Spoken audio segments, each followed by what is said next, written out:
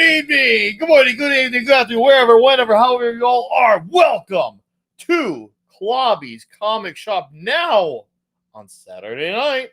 It's Saturday night with Clobby's Comic Shop and Nick Weiser and the boys. So yeah, let's freaking go, guys. I see those faces in the chat. What's up, dudes? Between YouTube and Rumble, I am glad you guys are here. How you all doing? How's your Saturday? Are you enjoying your Saturday? I'm enjoying my Saturday. Yeah. Okay, so let's look here. Let's see here. All right, let's acknowledge those faces. Vince Womack. How's it going, Vince? Key Leach. Chow. Subhuman84. Davina Duckworth. Stephen M. KLL. Garfield's Bizarre Adventures. Hello. Good amount of you already being here early. I like that shit. Thank you. And of course, Vince is hanging out on Rumble as well. And Deepo 101 with a $5 Rumble rant on Rumble. Waste no time. He butters us up real good here. Says, ahoy all. Going to be a bit late for the show. Gotta get some nerd stuff. The itch for plastic crack is getting to me.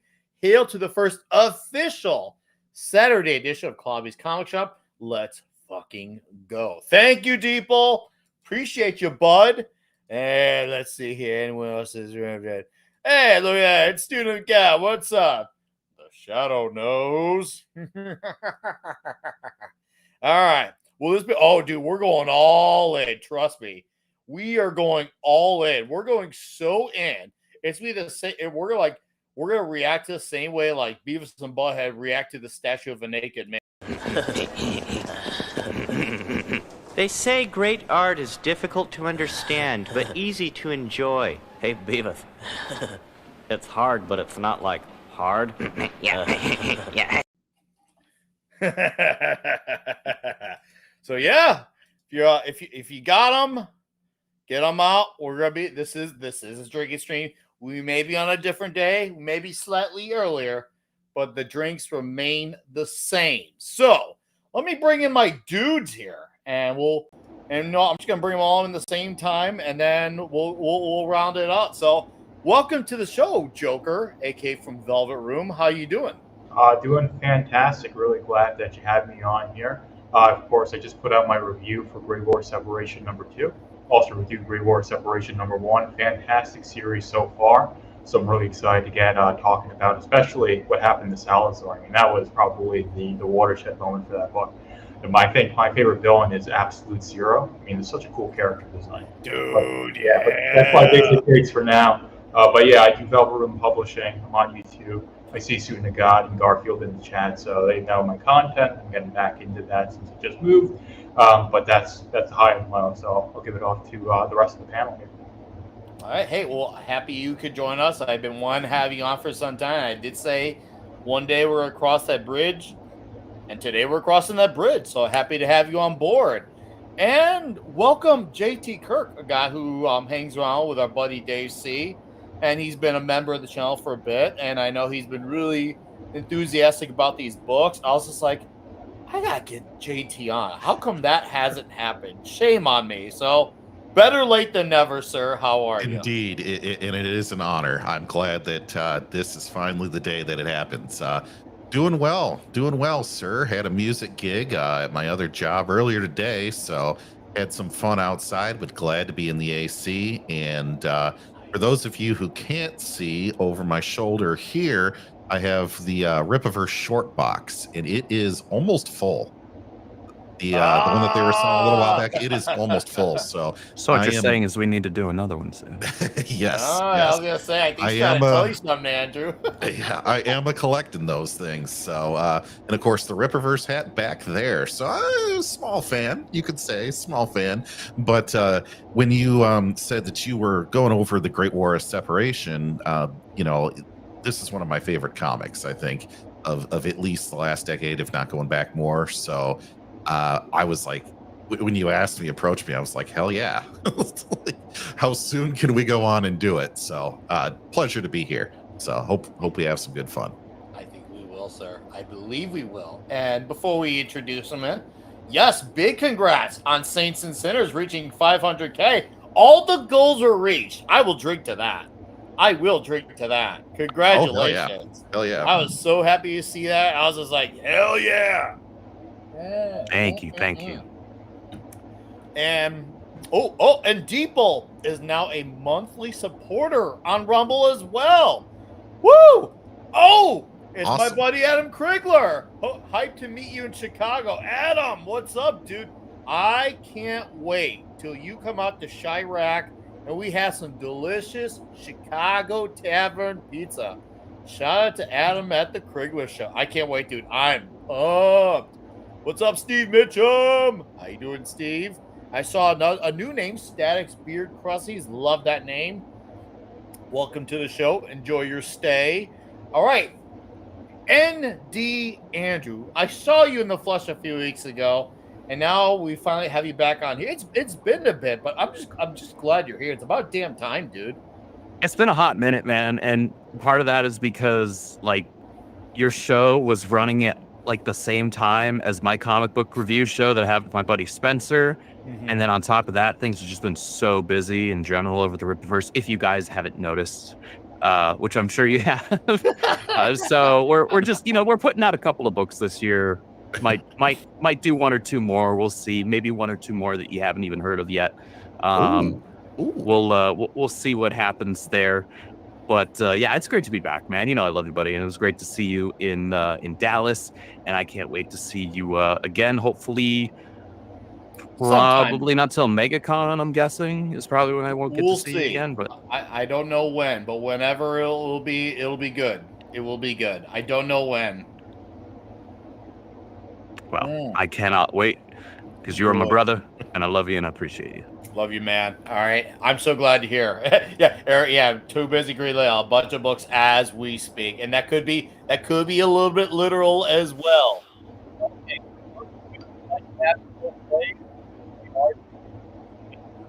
Want to have options, you have options. Otherwise, you can stay in the YouTube lane. Just once again, letting you know. And welcome to the show, Professor Savage Dad and CJ. Happy to have you guys here. So, okay. You know what? I guess we'll just go off first for us three dudes on our initial thoughts on the comic book, and then after that we can make a big old free for at it. It'll be great. It'll be fine. All right.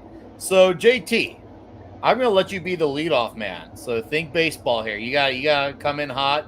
You gotta be the one who starts getting the bases loaded. What were your initial thoughts with this book? Sure. So I went back and I first read issue number 1, just because it had been a little bit of time since I had rushed in. I think I got it on like the first day it was shipping out to people. So it had been a little bit of time. I went back and I said, okay, where will number 2 pick up? And there had been a lot of great action and political mystery. I don't mean politics, but just when different things would happen between Texas and the United States government, and different things like that, there's a lot of characters that get set up, but a ton of questions. So one of the things that I wanted to look for in issue number 2 was what questions will be answered, how is the lore going to be built, and where will everything escalate into issue number 2 from the first one. So when I read the first one, got ready for the second one, I had an idea of where I thought things might go, which is half the fun. But then I said, okay, well, let's just see what we get, right? And that's always, when you don't know what's coming on the next page on a comic for the very first time, one of the most fun things. So I was looking through this issue, going very slowly this time. I loved the small details, like the aunt's kitchen in like the first or second page. I know this sounds random. I was like, man, she's got a really beautiful kitchen. just small things that really build out the world that you're sitting here thinking, like there's some attention to detail that you don't see often in a lot of other comics because it's hidden in the background. Now, my initial impressions reading through were one of, the biggest feeling I had was just awe or amazement, because things escalated quickly. And I don't mean that in a bad way at all. You are in for a ride and you are on a roller coaster, and it is not one of those slow ones where you hear the clinking for about 20 minutes till you get to the top of that hill. You get shot out of a cannon right away. But it's never too much for you to take on. It's not like there's anything not explained. It is well paced. And I was reading this thinking, man, I would love to see this in like a film or something too. I mean, it really is a tremendous story. So, and I love not only all of that action, I love the characters. I like some of the mother-daughter type things, or I guess the extended family type thing, right? All the relationships between everybody. We get to hear things about Solari that are great to hear the background of some of these characters going into ISOM or Alpha Core or Yaira or some of these other things, right? So without going into a deep dive into specifics, hopefully, Nick, I didn't swing and slice one out into the pond here right off the tee. Well, you could have. I would have been totally fine, because once again, we're going all in for this. There's no, if you're here for a reason on the show, whether it's on the panel or in the chat. So it's not lost on me. People who are ready for this conversation are ready for it. But no, you had a good way of being elaborate on your thoughts without giving any details, which actually is impressive, considering you actually covered a lot of ground. So it was like you covered a lot of ground without spilling the beans on the ground, and that takes extra talent. Unless it was from the B2 at 50,000 feet. That was one of the coolest pictures. So or the coolest slides. So yeah. Okay, Joker. Tell us about your thoughts, buddy. Really liked the book, and I think I'll expand on what JT said. And I mentioned this in my review. Chuck really melded the geopolitics with the superhero story really well. You have like the president talking to OPEC, talking about taking out Texas's refineries, and this like grounds the story in such a beautiful way. And you're mixing this in the plot line where Brian Solari and his team are getting experimented on to become X-Ups. And it's like, well, this makes it feel like a superhero story. And you got this overarching political plot. And that's my thing, is that Chuck gave Jack a really good script. And Jack is such a good artist. And talking about the backgrounds, this is also something with Joe Bennett in Horseman, is that there's details in the backgrounds if you go for that. So it's just something with the artist. The artist contributes so much to the story. So it's not just the writer, even though Chuck Dixon's a fantastic writer, but the artist having an understanding of what makes comic book art great is a really important thing, and Jack has that on lock. I did a episode of Braxcast where I went through the art of Jack Herbert, and he just has this like extreme wealth of comic book knowledge, and it just shows through with his work on Great War Separation. That's something I really noticed. It's just laid out really well. All the action really punches. I love all the character designs, especially Absolute Zero. I think if we don't see her again outside the Great War Separation, I'm going to be disappointed. Of course, if she has like some sort of end in issues 3 or 4, I know Andrew knows what's going to happen, but we don't. That's going to be understandable, but it's a really cool character, like Rojo, like Newt as well. All really cool characters, all the villains, and of course, I like all of Solari's initial team. It's going to be really interesting to see why they aren't part of Alpha Core. But Putting Team KIA? Yeah. Yeah, so that's going to be really interesting to see. But for me, the biggest thing is that Chuck really melded all of these things that you don't think would typically fit together in a really good way. And Jack Herbert just brought his A game like he did with the first issue. And it's really interesting to see that you have this ending where it seems like Xeno is shape-shifting as like that very attractive woman getting through the checkpoint, much in the same way Xeno was at the end of Great War Separation #1. So I'm thinking 3 and 4 want to see his role in the Great War Separation. So that's my thing, is that this is a book that certainly doesn't exist in a vacuum. It's all 4 issues. So I'm going to be really jealous of the people whose first experience is getting the collected trade of issues 1 to 4 and just reading it in one sitting. It's going to be a really cool thing. And so, we got to wait for it. But this is a really good experience. This is such a foundational event of the Rippaverse, and you've got basically the perfect team for this book. And I really like to see Jack Herbert do some more work for the Rippaverse, and I think he'd be the perfect artist for Young Isom, considering what happens in Great War Separation #2.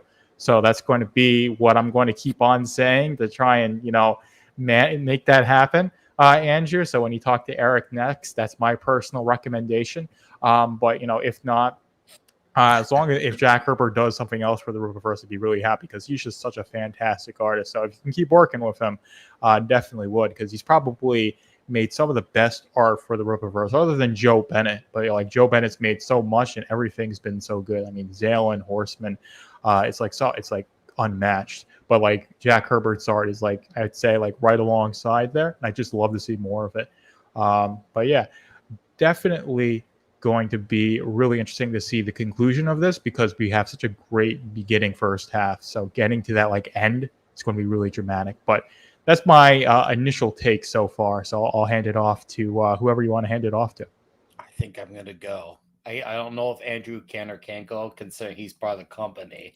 I mean, he can if he I mean, wants I to. can, but I'll provide my thoughts afterwards. Good, I'm here to good. listen to y'all's thoughts. Cool. So for me, so I like how even though this is a war type of story, and this is all about there's the politics situation going on, it's really impressive how character driven this story is.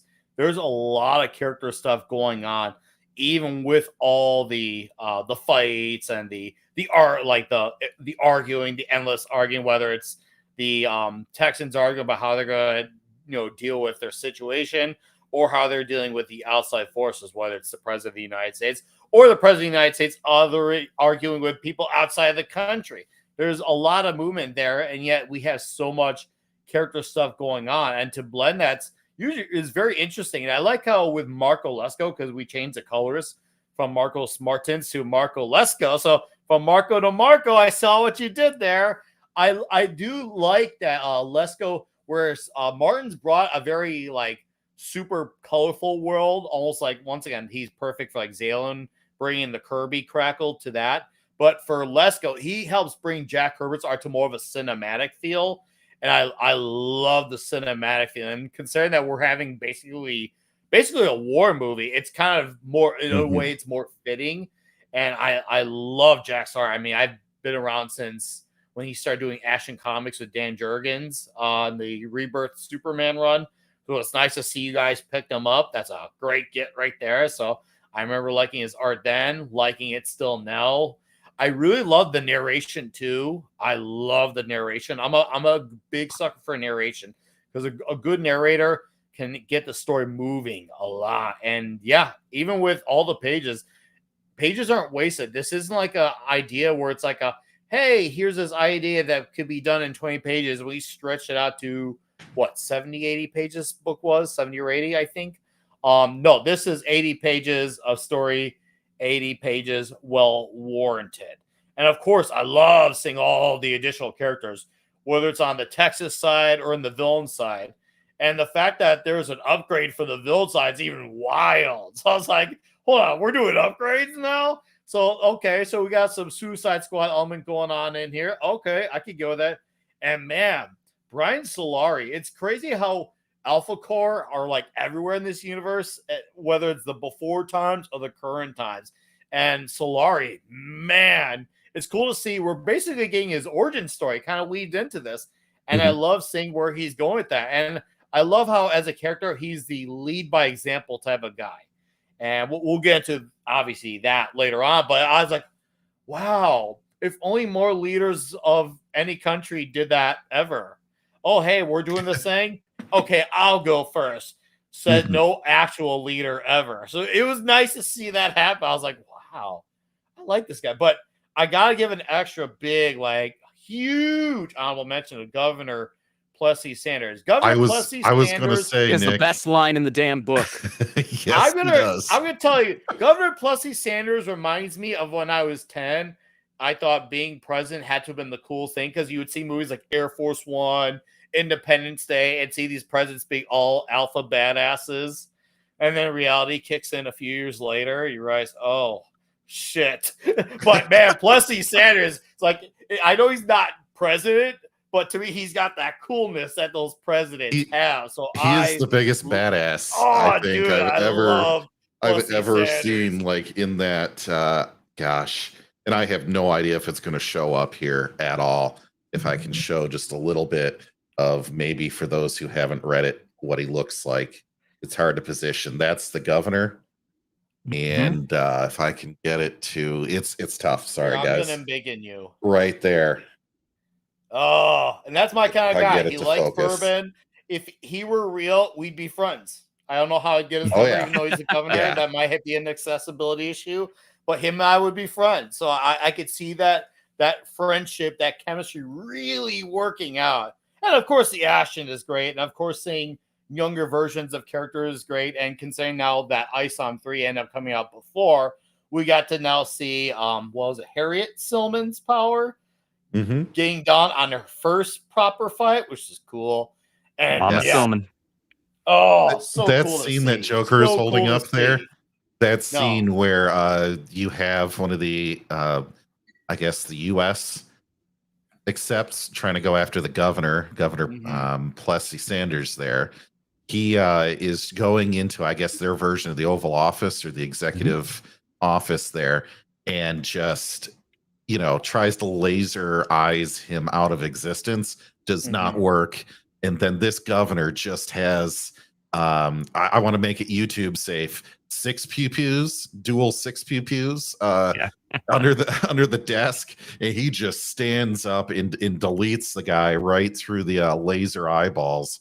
And then he has he drops the coldest line in the whole book. He's like, Must have thought they were invading Connecticut. Weird ass bastard must have thought he was invading Connecticut. That's a type of line. Smile, laugh, just oh my god, that dude is like, badass. And then follows it with, "I need a drink." Yeah, and he had such a perfect setup for that in the first issue, because you notice with the first issue, and this is the mass print cover. And you notice that's actually the Austin Capitol building. It's hard for me to point to stuff. So this is like a really detailed cover. And I think Candace Hahn, you see, is the colorist for this book, not Marcos Martins. Oh, I thought it was Marcos Martins, huh? Yeah. So and then let's go. So Candace Hahn, she did a great job coloring this, but I definitely agree that there's more of a pulp style with the coloring in issue 2. I do think that works better, but it's not like the art coloring was bad. But I noticed that Martin's really knocked it out of the park.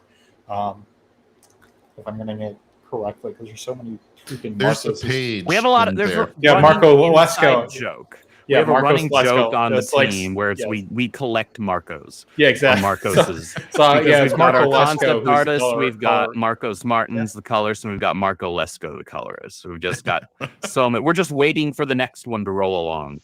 So we can just continue the set. We're collecting them like Infinity Stones at this point. So with that Connecticut line, to me, that was the equivalent of like when Will Smith kicked that alien in Independence Day and said, "Welcome to Earth." And it's one of those moments where if it were like a cartoon or movie, you would have that line and then it would show the name of the movie or the story, like the Great War of Separation. It has that moment. That's when you would show the name of the movie after that. I was like, wow. It's just been revoked. Yeah. on that level. Yeah. So okay, so Andrew, you're the man on the inside. Tell us how you feel about seeing this story from the inside perspective. This is one of the books that, so last year, I'd been hinting at, and early this year, especially leading up to like MegaCon, I'd been hinting at that there were a couple of books coming imminently that I was extremely excited for. One of them was Dirty Deeds, which you all got introduced to in Rippaverse 3 by Caro and Evan. The other was The Great War of Separation.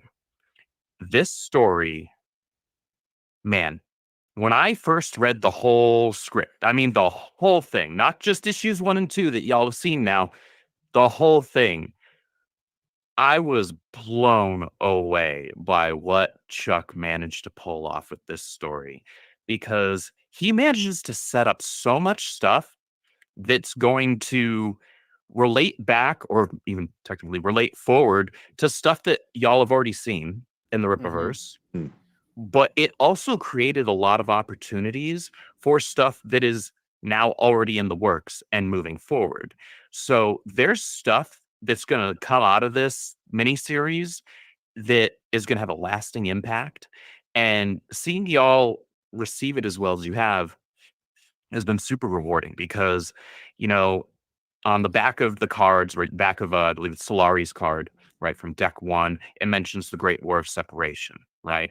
It mentions that he was a war hero. And so people were asking questions like, what's that all about? Well, this is, you're starting to learn now. You're starting to see that backstory. And what's really cool, and what I hope people do, and thankfully Rippaverse readers are actually pretty highly intelligent. So y'all do a lot of digging and a lot of like cross-referencing and things like that. And I love it because I love that kind of thing.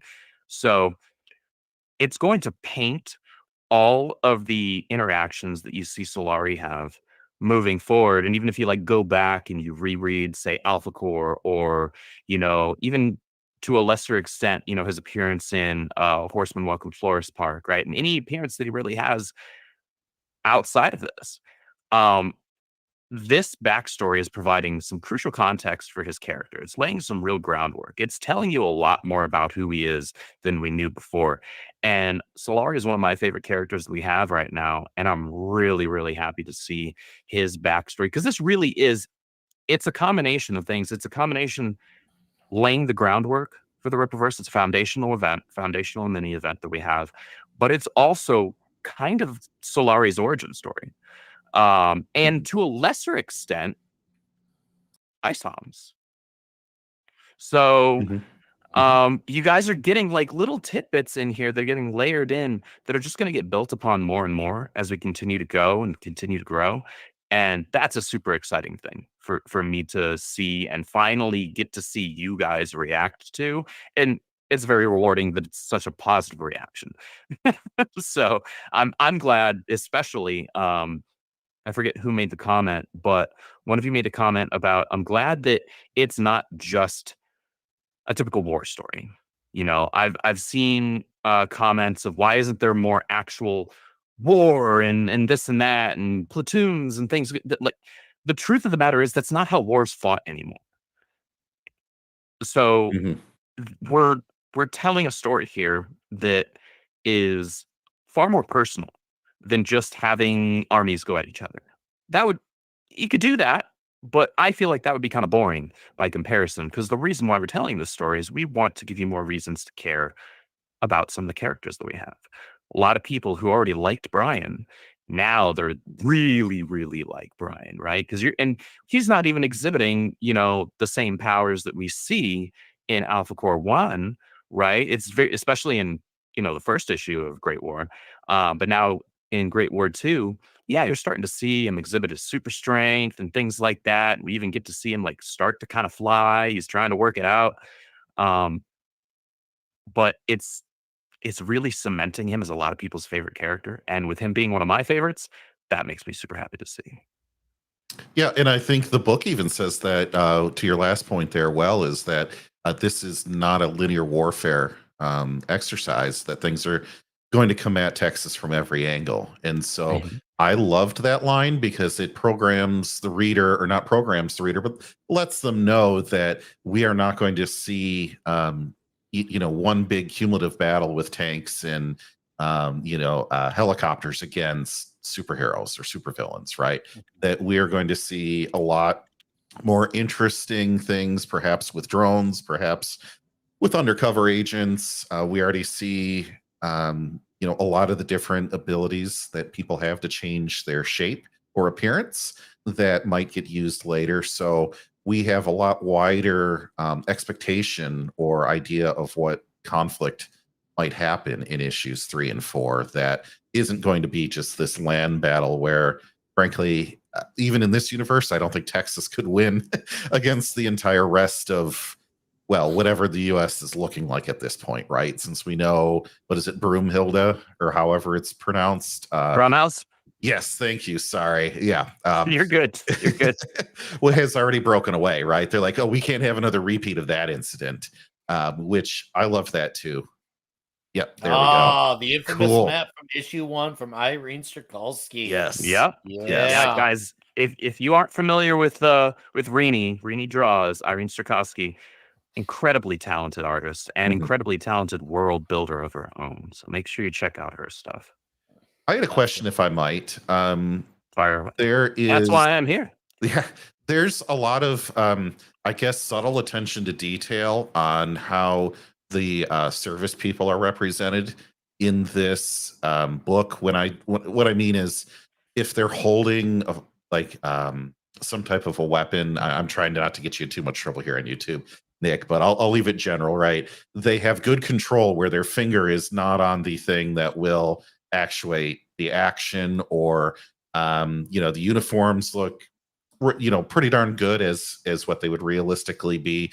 A lot of times you see in comics where it's clear that they've never served a day in their life. Do you have people on staff that are looking through or taking that into consideration to try to do the artwork with respect or a correct type of an idea around that? Because I've noticed it's subtle, but I've noticed that there aren't these big mistakes that you often see in comic books. Yeah, so it's a couple of things really, because the short version is yes, but on the one hand, you have Chuck, who is a writer who does his due diligence. Mhm. Then you have, so when he's creating his panel descriptions, then you have an artist of the caliber of Jack Herbert, who also has a more realism bent to his style. So he does then his research, right? And so, because he wants to portray things in a very realistic manner, an accurate manner. And then on top of that, those of us on editorial like myself, but more so even though I was lead editor on the book, Caro specifically is also former military herself. Okay. And so Awesome. she keeps an eye out for those things specifically when it comes to military stuff, just because she has that direct firsthand experience. Like, I'm fully capable of looking up on, official government, Mhm. websites and databases. Okay, does this look relatively in line with how this uniform would look if we were to kind of supplant it into our universe and it still be Mhm. passable, right? I could do that, and I do that, but we have someone better. We have Caro, who has that firsthand experience that can Cool. just be like, "Yeah, this works. That could be tweaked there. That could be tweaked here. Make sure they've got good." I'm just gonna say good trigger discipline, right? Yes. Things Okay. like Okay. that. Yeah. Like, I didn't know if that word is no, it's cool or you're not to say on YouTube, so that was dancing YouTube around doesn't it. give a But crap about that. They care okay. about if you Okay. actually show stuff, Sure. because YouTube's YouTube. Yes. Um, but Yes. yeah, like that is stuff that we do pay very close attention to, And it shows. especially with a book Mhm. like this, which is it's got a very heavy military theme to it, right? So we do want to make sure that we're doing our due diligence, and I think we did a great job. It's entirely possible that there's something we missed because we're only human. Sure. And despite what some people might think, the Rippaverse, though we invented apparently a lot of things, we didn't invent errors in comic books. So I would absolutely welcome anybody to if we misrepresented something incorrect when it comes to military, absolutely let us know, because that's something we want to do better. Sure.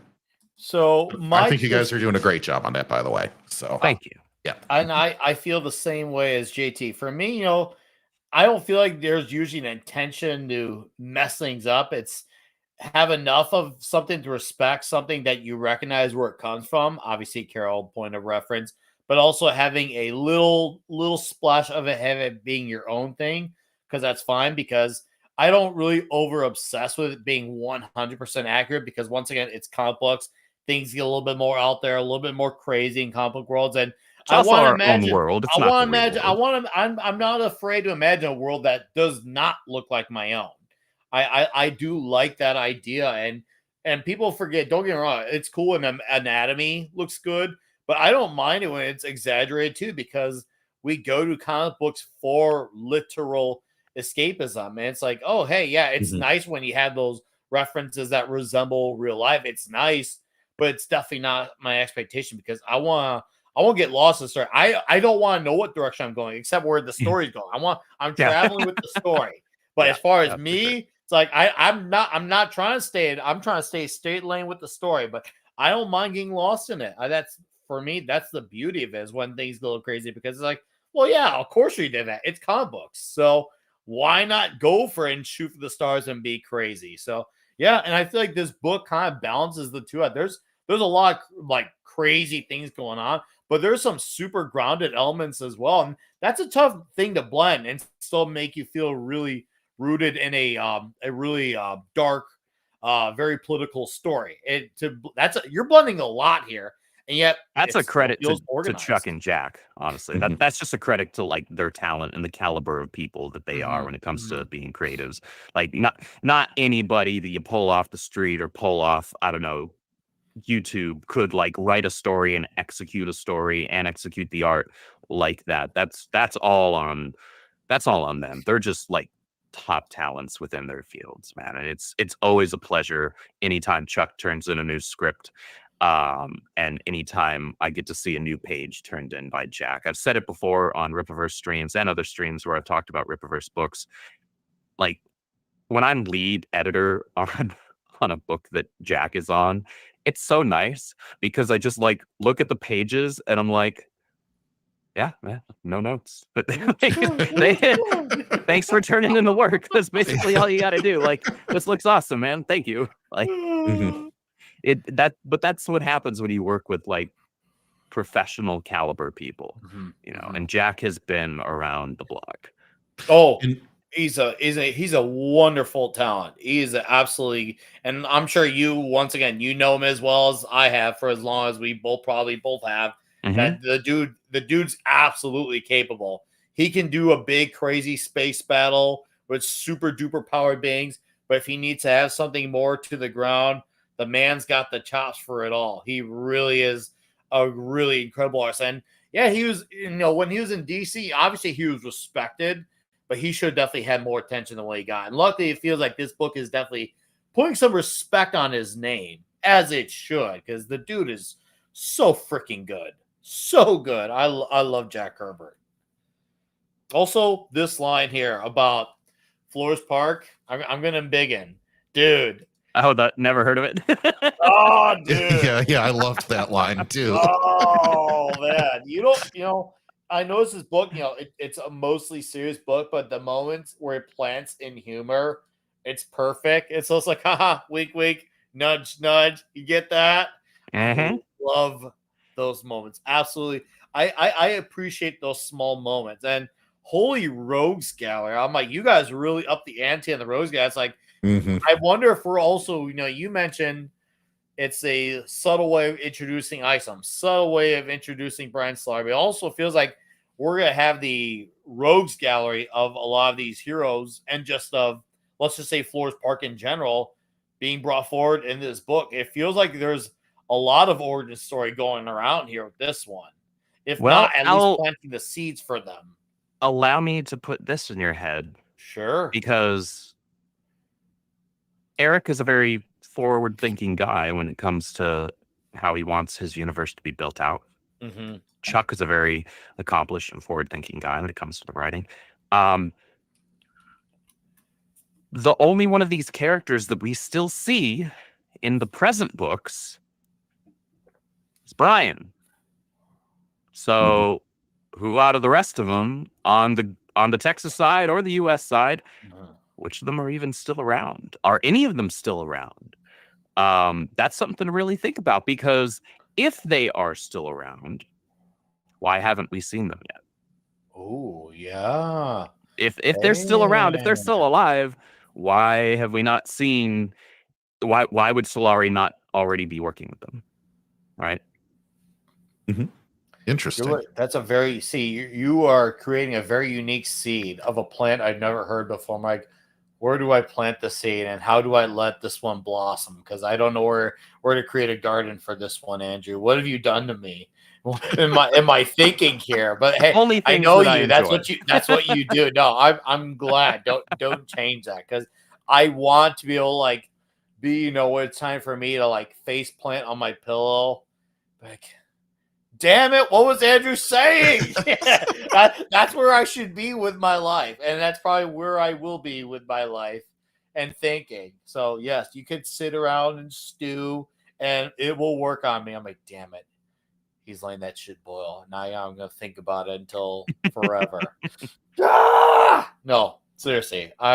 This book, man, I'm trying to think of just other crazy, fun, hilarious moments. A lot of the characters, man, we get a lot of characters, but it doesn't feel like a mess at all. Like, at all.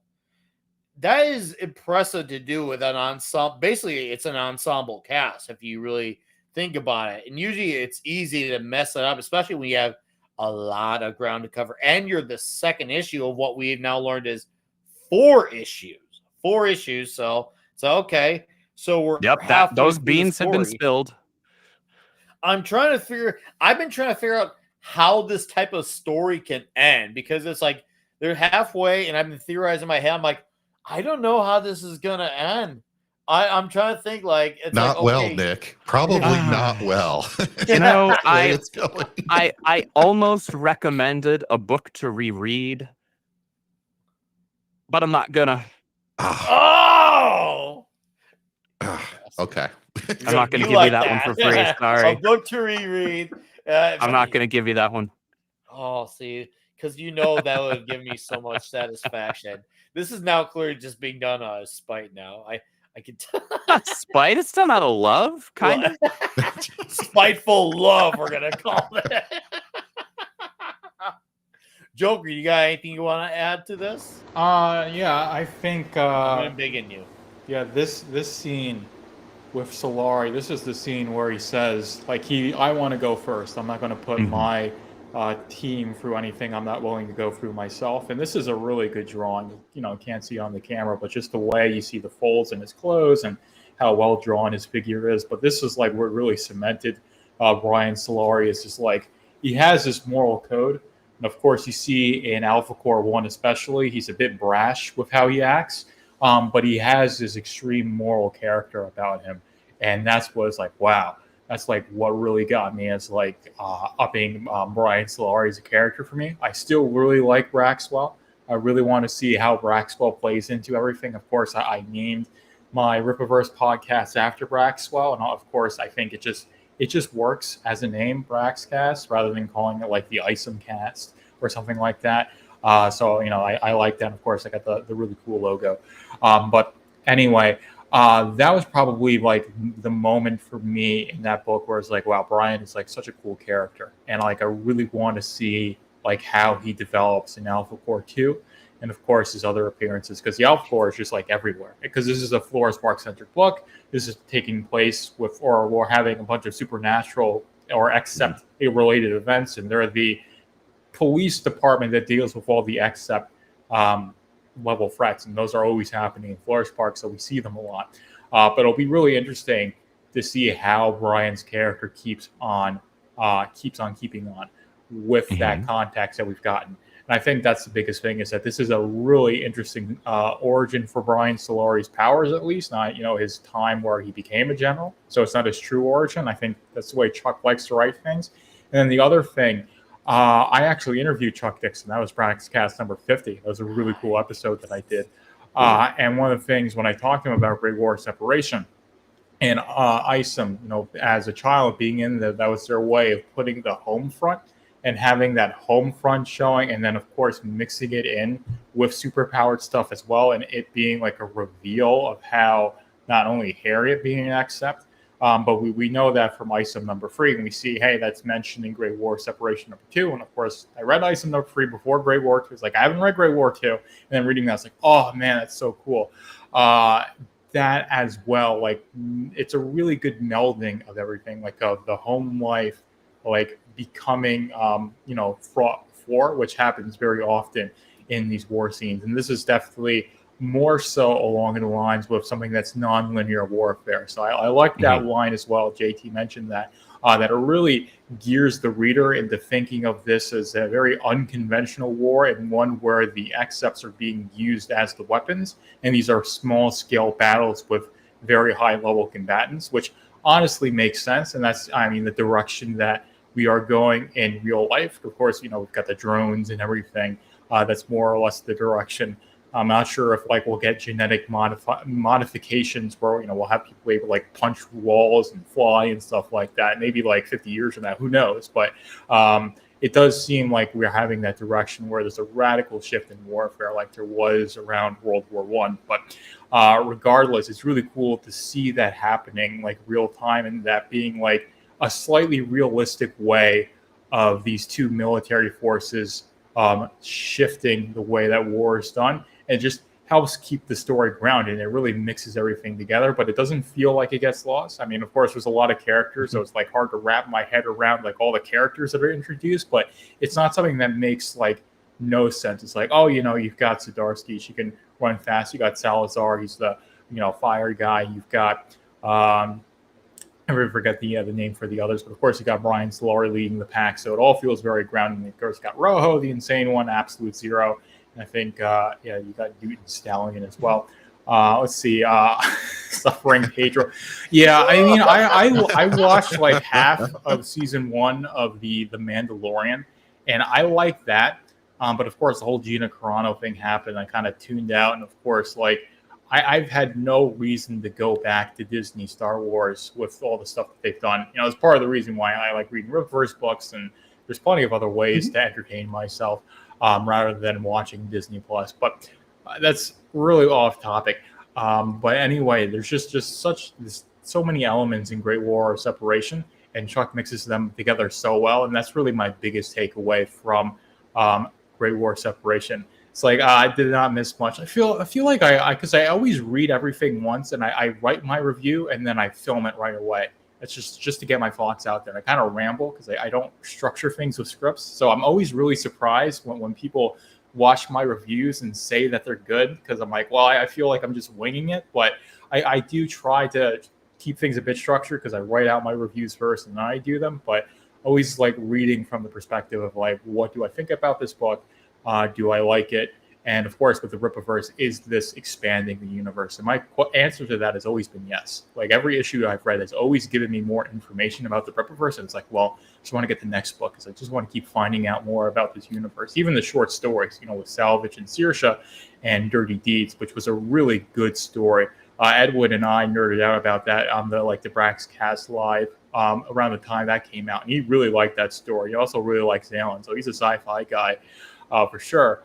And I love Dirty Deeds. And of course, Evan Scale was just such a fantastic artist on that. And of course, like all the things that were just like teased as like being part of the Rippaverse as well. So it's always from that perspective when I review Rippaverse stuff. Is this expanding the universe? The answer to that has always been yes. And this has been especially the case with Great War Separation, because this is foundational, not only for the universe itself, with how like Texas became an independent country, but of course with two major characters, that being Brian Solari and Isom. We're getting a lot of insight into their origins, which is really interesting.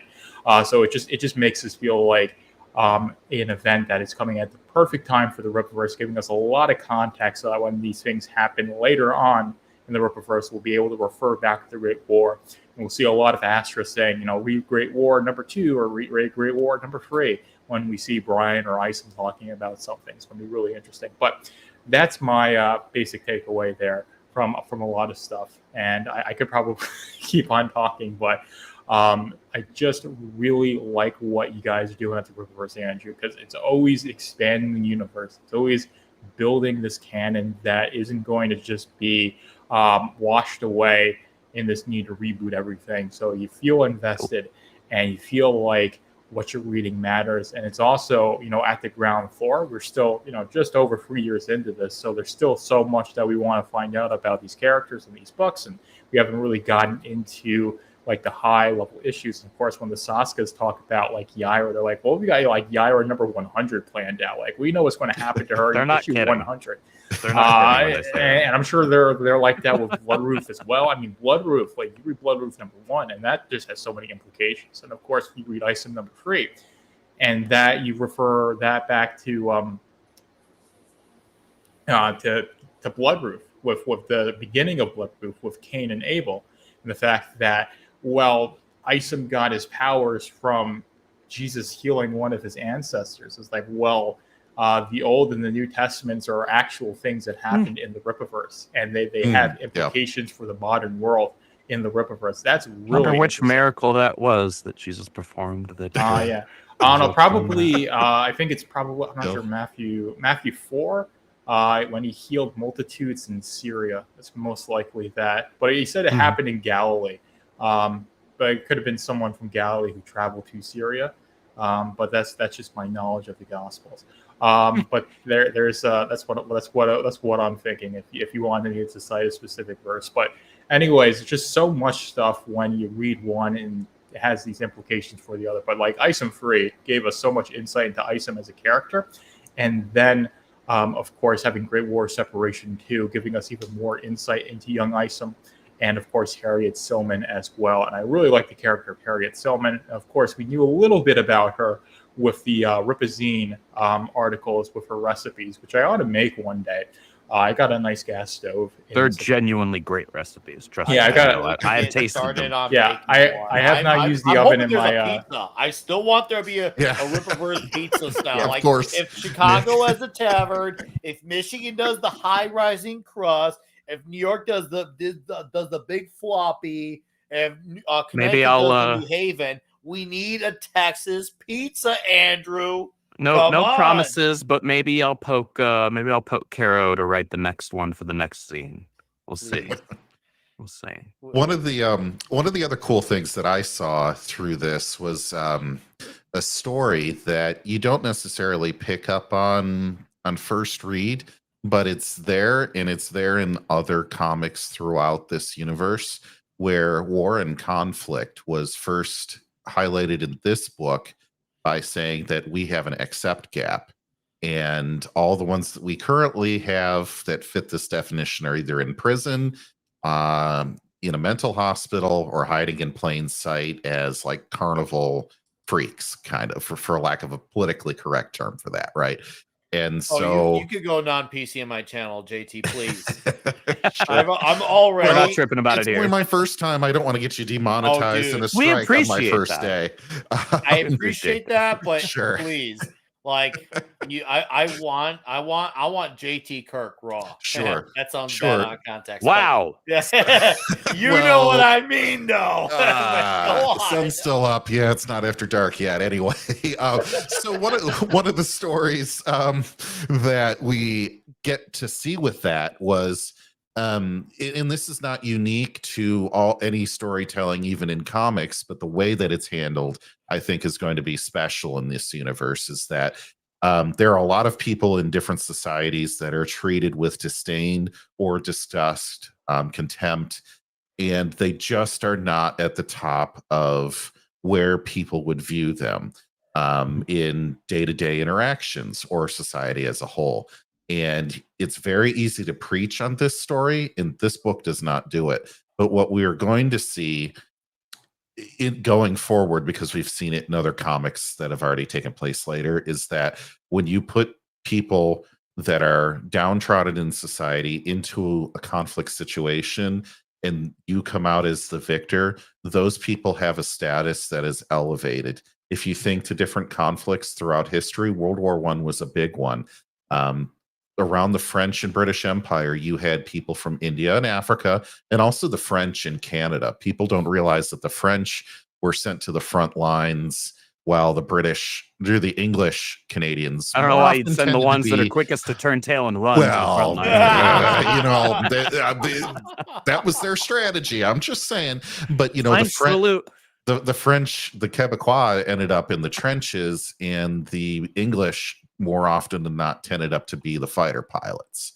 And same thing, they did the dirty jobs that ended you not coming back from the war quite as much. And so in the US Army, the military in World War II, there were struggles with treating everybody fairly, right? And integration and things like that. There's countless examples throughout history where people as a group have to fight for their humanity to be recognized. And I think the accepts are going to get this rolling because they're needed to save Texas.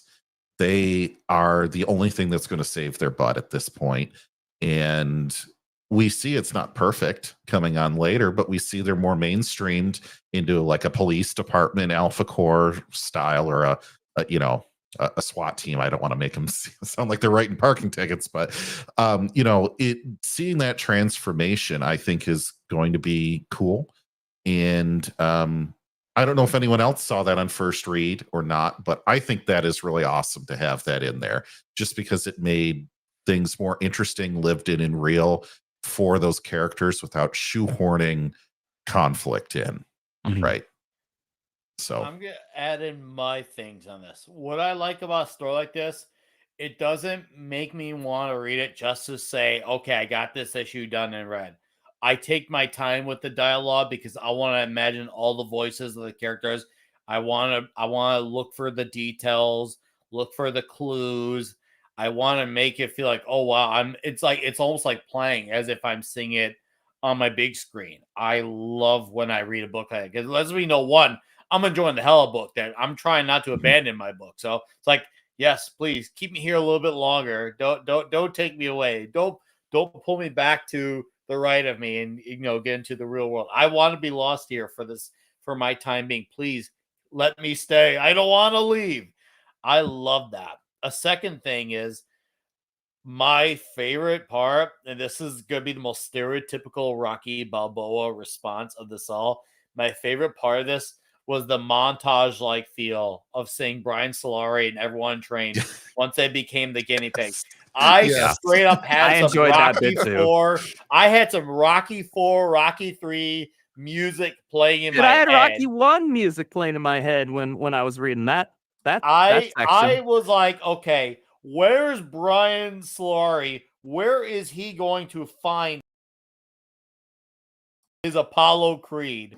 Where is it? Oh, yeah, it's Braxwell. Nice. That's Braxwell, man. Yeah. Nick, I didn't have that. I had Team America the question World is, Police how mind. did Brian meet Braxwell? Yeah. It's more like in Punch Out, like Little Mac training with his coach. Or Team America World Police. Can I get a montage? And they say montage. Oh, yeah, Garfield mentioned Hina running laps around the team was pretty funny. I thought it was hilarious. Yeah, I love that as well, because they were trying to train like a regular military unit, and then you realize, oh, they're actually superpowered, so it doesn't exactly make sense. But like Brian is still trying to be this leader, trying to keep everyone in this like really boot camp regimented style of doing things, and that's the thing that makes it feel so good. So it's just like, again, I mentioned, it's just this melding of all these elements together, and Chuck does such a great job, and Jack just brings it to life on every single page. That's the thing, like these books are really easy to digest and read really quickly, but once you get to the end of it, it's like, I just want the next issue, man. Because I want 3 and 4. Like I need to know what happens next. That's how I felt reading Invincible, and it's how I feel like reading every Rippaverse. It's like, what happens next, man? I need that next book. Like I want Horseman 1. I want Gyre Free. I really want Alpha Core 2. That's probably my Alpha Core 2 is coming very soon. It's currently being colored. Yeah, nice. Yeah, the pages are being colored right now. I'm not going to say how far along it is, but pages are being colored. That is and really those of you who are looking forward to that book have a lot to look forward to, because that book, Chuck turned up the dial on everything when it came to the Alpha Core title with that book. So look forward to that. I know people like, man, like it was 2 years ago, it feels like, since we had Alpha Core 1, right? Like, yeah, well, Chuck and Joe also want to lay some groundwork for some of their own characters. But on top of that, there is actual in-universe continuity, chronological reasons for the way we're releasing things when it comes to Alpha Core. So it will make sense when it comes out, and you'll understand and be like, oh my gosh, this is why it's releasing now. I know that it's been a long wait. No, that's funny, because I can actually spin that off into something I've been meaning to say. I love the timeliness, not just of the release schedule, but I feel like having this particular comic universe and the way stories come out and the way the stories flow, I feel like it's kind of rewired the way I read comics, because in the last 10 years, for better and worse, depending on your perspective, a lot of stories have gone so much out of the way. It feels like everything is a read it to be done with it. Now I read a story to be like, ooh, what's going on here? What's going on there? What did I miss here? What do I need to reread so I can see what I missed the first time? And I feel like the Rippaverse has really rewired my brain in a way with storytelling, where I don't just read just to be done with it and move on to the next story. I read so I can come back to it, find other things that I missed, and just then get invested in the story. And also there's nuggets being planted each issue, but still not going like blowing your wad. You're really making sure like you want people to still stay invested in this universe. So this is a very unique comic book universe for that. As someone who's an obsessed fan of the medium of comic books, it's nice to have that feeling of stories again, because there was a time where things were a bit more planting the seeds slowly and then letting things blossom throughout time. But stories have now gotten so like everything is just put in front of you right away. And it's not always a story's fault. Sometimes it's the internet. I feel like the internet was kept in mind a little bit when making these stories. Like, no, we got to really make sure, like, if we want the story to be so private, we got to tell just so that way the internet doesn't ruin everything. I feel like this comic book, this whole universe has really restructured my brain. So I go in with a very particular mindset when it comes to reading this universe. And I love that. I love that I can go in with that mindset because I cannot do that with any other publisher right now. Even for the books that I do enjoy, I can't get that out of any other publisher. That is, and we appreciate that. That's thing for you guys. That's something that we're trying to keep in mind. I think, how do I want to put this? I think some people do forget that we're only 3 years in to building this universe. In our first 2 years, we only released a total of 3 books, right? So we're in a building phase. We're laying a lot of groundwork, and we're starting to build out upon that, and build more things over here on these columns, and some more over here on these. There are some who I think are well-meaning, but want to place rules on us that apply to publishers who have been around for 80 years. I've seen chatter amongst people who genuinely like the products, genuinely like the work, right? Genuinely like the stories, the characters, all of that. And sometimes I think it gets lost in the sauce, and it's easy to forget, right? Especially for myself, because I'm a longtime DC and Marvel and Image comic book fan. And I've been reading these books for a very long time. Since I was like 8 years old. It's easy to forget that they started where we are right now a long time ago, right? Where they were having to lay the groundwork. They were having to plant seeds and give just little nuggets here and there. And it can be easy to forget that. And I would encourage people to, especially those who are like myself and maybe even still reading some DC and Marvel comics every week, right, at their LCS, try to forget those rules right now. Those rules will, God willing, apply to us down the line, right? But let us work within the rules that are actually applicable to us right now with the age that we're at as a company and building out our universe. So I would encourage people to enjoy being at the ground level, enjoy getting to see those seeds being planted in real time rather than in retrospect, right? Where you're going back and now you're reading the first issue of Lysom or the first issue of Yai or the first issue of Alcor or Horseman or whoever, and you're seeing, oh, well, that's where they planted these seeds that paid off down here when I jumped in. Y'all are getting to see those seeds be planted in real time. So enjoy that and enjoy the knowledge that you're at that ground level, that you're able to be like, wow, this is like the early build of a universe that's only going to expand. It can only expand from here. And good, because I'm ready for it. Deeple asked this on Rumble, and I want to highlight it now. Question for the panel: what does a comic book rough draft look like?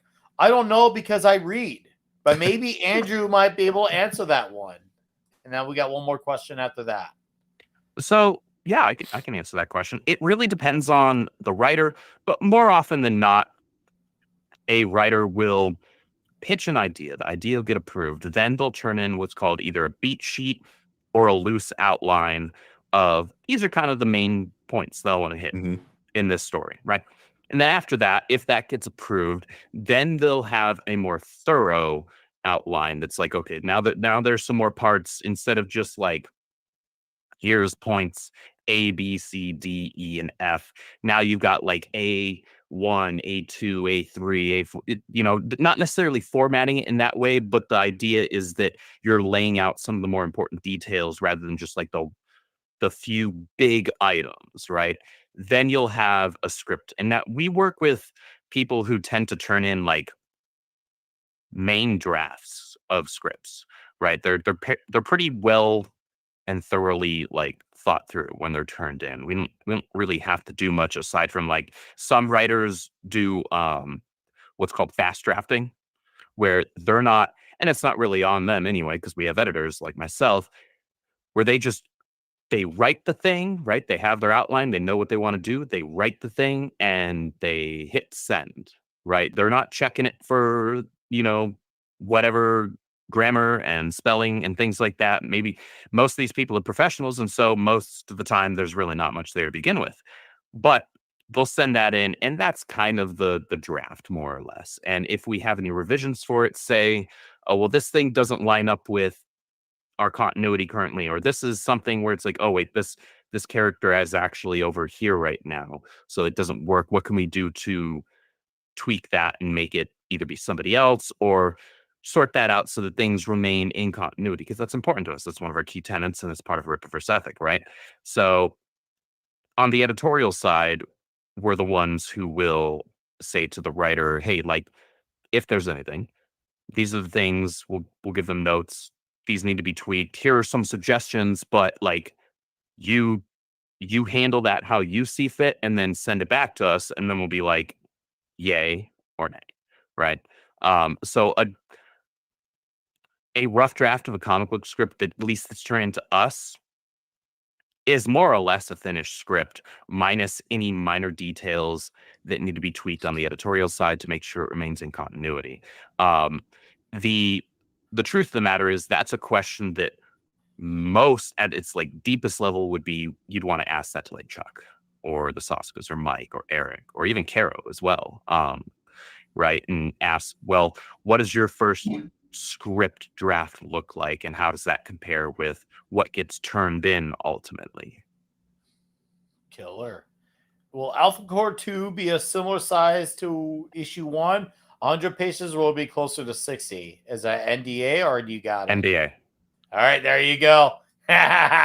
We got one more. We're gonna keep. All I will say is that book is badass. Oh, awesome. Okay, cool. So, okay, this is something I want to spin off of because fun with collecting. And welcome to the show, Comics and Brace. Haven't seen you here, but welcome. I got my first Rippa the other night as pre-order closed. I got the everything package. Can't wait. And Alpha Core as the greener. Nice. So I want to piggyback off of that. This will be my children's first Rippaverse book, Saints and Sinners #1. Oh, will it? Yeah. This is their first book. How old are your kids? Yeah. My oldest is gonna be 12 in a few months, and they're both looking forward to the wrestling story the most. Oh, okay. That is a big one for them. Okay. Is the wrestling story. They are looking for that. And for me, I'm looking forward to Eric's story because I feel like that's going to expand off some stuff from ISOM. So that's this is incredibly intriguing. That's where I'm at with that one. I'm like, I can't wait to read it because I loved Ice Humphrey. And to speak of that, Garfield's Bizarre Adventure. Also, on the side note, Ice Humphrey is the best of their trilogy. I love the Jasmine Revelation, watching Darren's Pride destroy him. Well, ISOM overcomes this.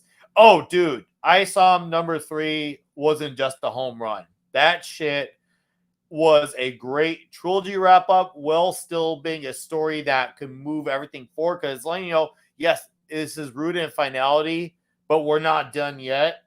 And the action was constant. I love the introduction of a lot of the characters. I love the twist. I loved that book so damn much. And man, it makes me think when Salvage comes up, that's gonna probably be my first book where I go for the I want it all.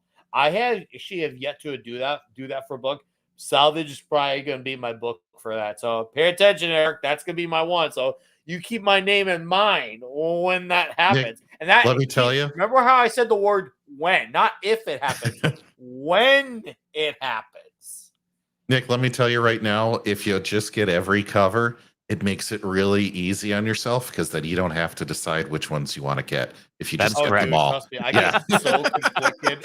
I wish I got a bonus if y'all did that. I don't, but I'm going to tell you to do it anyway. No. That is a struggle for me, though. The struggle is real because I always like, the 3D or the embossed version. Mhm. Yeah. And then B, the B covers with the classic comic look to them. Oh yeah, the Um, retros. yeah, the retros are just Oh, awesome. dude. So Yes. I end up getting like your the mass print as like my reader, so I can That's not usually have what to I do. worry about My getting mass the print is my reader, which, like, damn it, like Eric was like, you know what? Kanan's gonna do the mass print for Great War 2. I'm like, the hell? Really? Dude, I love the mass print covers with the Texas flag. I like the thing with the Texas flag being dominant in the mass print because I feel like that should be representative of the mass print because that way people affiliate Rippaverse with Texas. I Mhm. love that. That's what I was getting out of that. And you know what? Fine, good. I like it that way. So please don't change that. Comics embrace it. I've been subscribed for a while. First time catch it. Wow, it's almost like changing the time Wow. paid off in a way. Yeah, I have seen some few faces because obviously I posted in some group chats, but also some faces I don't get to ever see. Hell yeah, to that man. I love it like that. So Joker had thank you, that beautiful Comics Zalen Embrace. cover. The Oh retro yeah, Zalen I will cover. admit That again thing is that beautiful. I want to That go is the over most to Joker's retro cover. of all of our retro covers Oh, so This far. is Yes. by this far is and a large. really It's fantastic one, and I it's have I actually have two collector's boxes full of graded comics from the Rippaverse, and the third one is filling up pretty quick. So I'm going to need you guys to make a Rippaverse Long collector's box, like like stat, because I have like Okay. just the regular old white ones. But yeah, this is probably like the best retro cover you guys have ever made.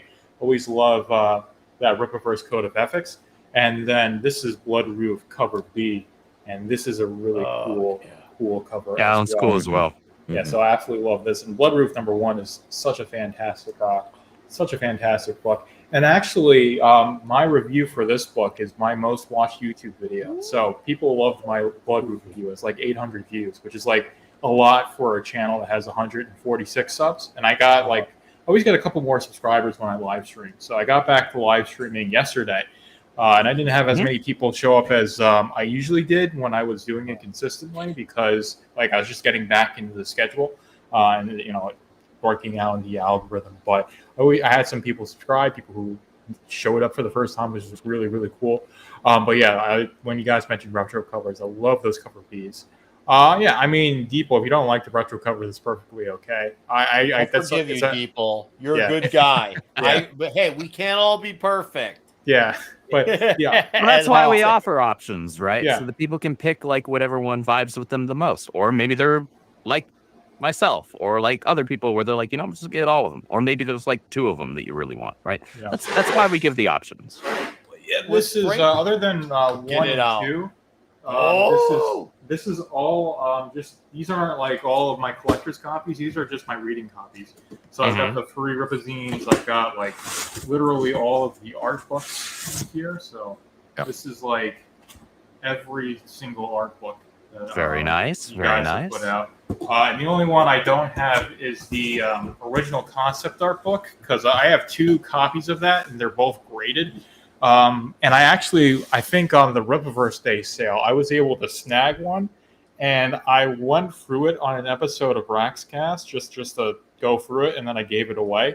So I gave it away to somebody, and that was like the first giveaway, and like only giveaway I've done so far. I want to do more of those because I have like a bunch of copies, like extra copies of books because they've just gotten so many that I can definitely give some away, but eventually. But anyway, it's the only one I don't have in that box. But yeah, those are all of like that's my reference material. It's like I need that because people will mention stuff. It's like, oh, like Isom had a gun in Isom #2. Let me go and read through that. Like I want to go through Larry's scene. I want to go through like the end scene in Norfolk, especially with Gloria Steph. And I've been mentioning this is that their lyrics are not make-believe. They explicitly say that. So you listen to Gloria Steph really carefully. It's like the angels have fallen. Like it gives you a whole bunch of implications, and it's such a good song. And then like I'm just really excited for Norfolk Gloria Steph. Like on that basis, like listening to that song and just like it's like so bass heavy, and it's not like really like explicitly metal. It's like more hard rock to me, which is more my vibe.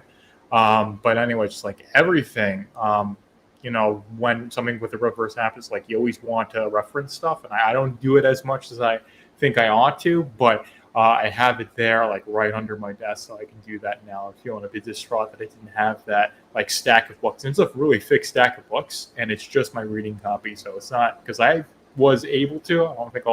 Not sure if I will be able to going forward, but I have every single cover of every single book that's been put out so far. Like I'm one of those guys.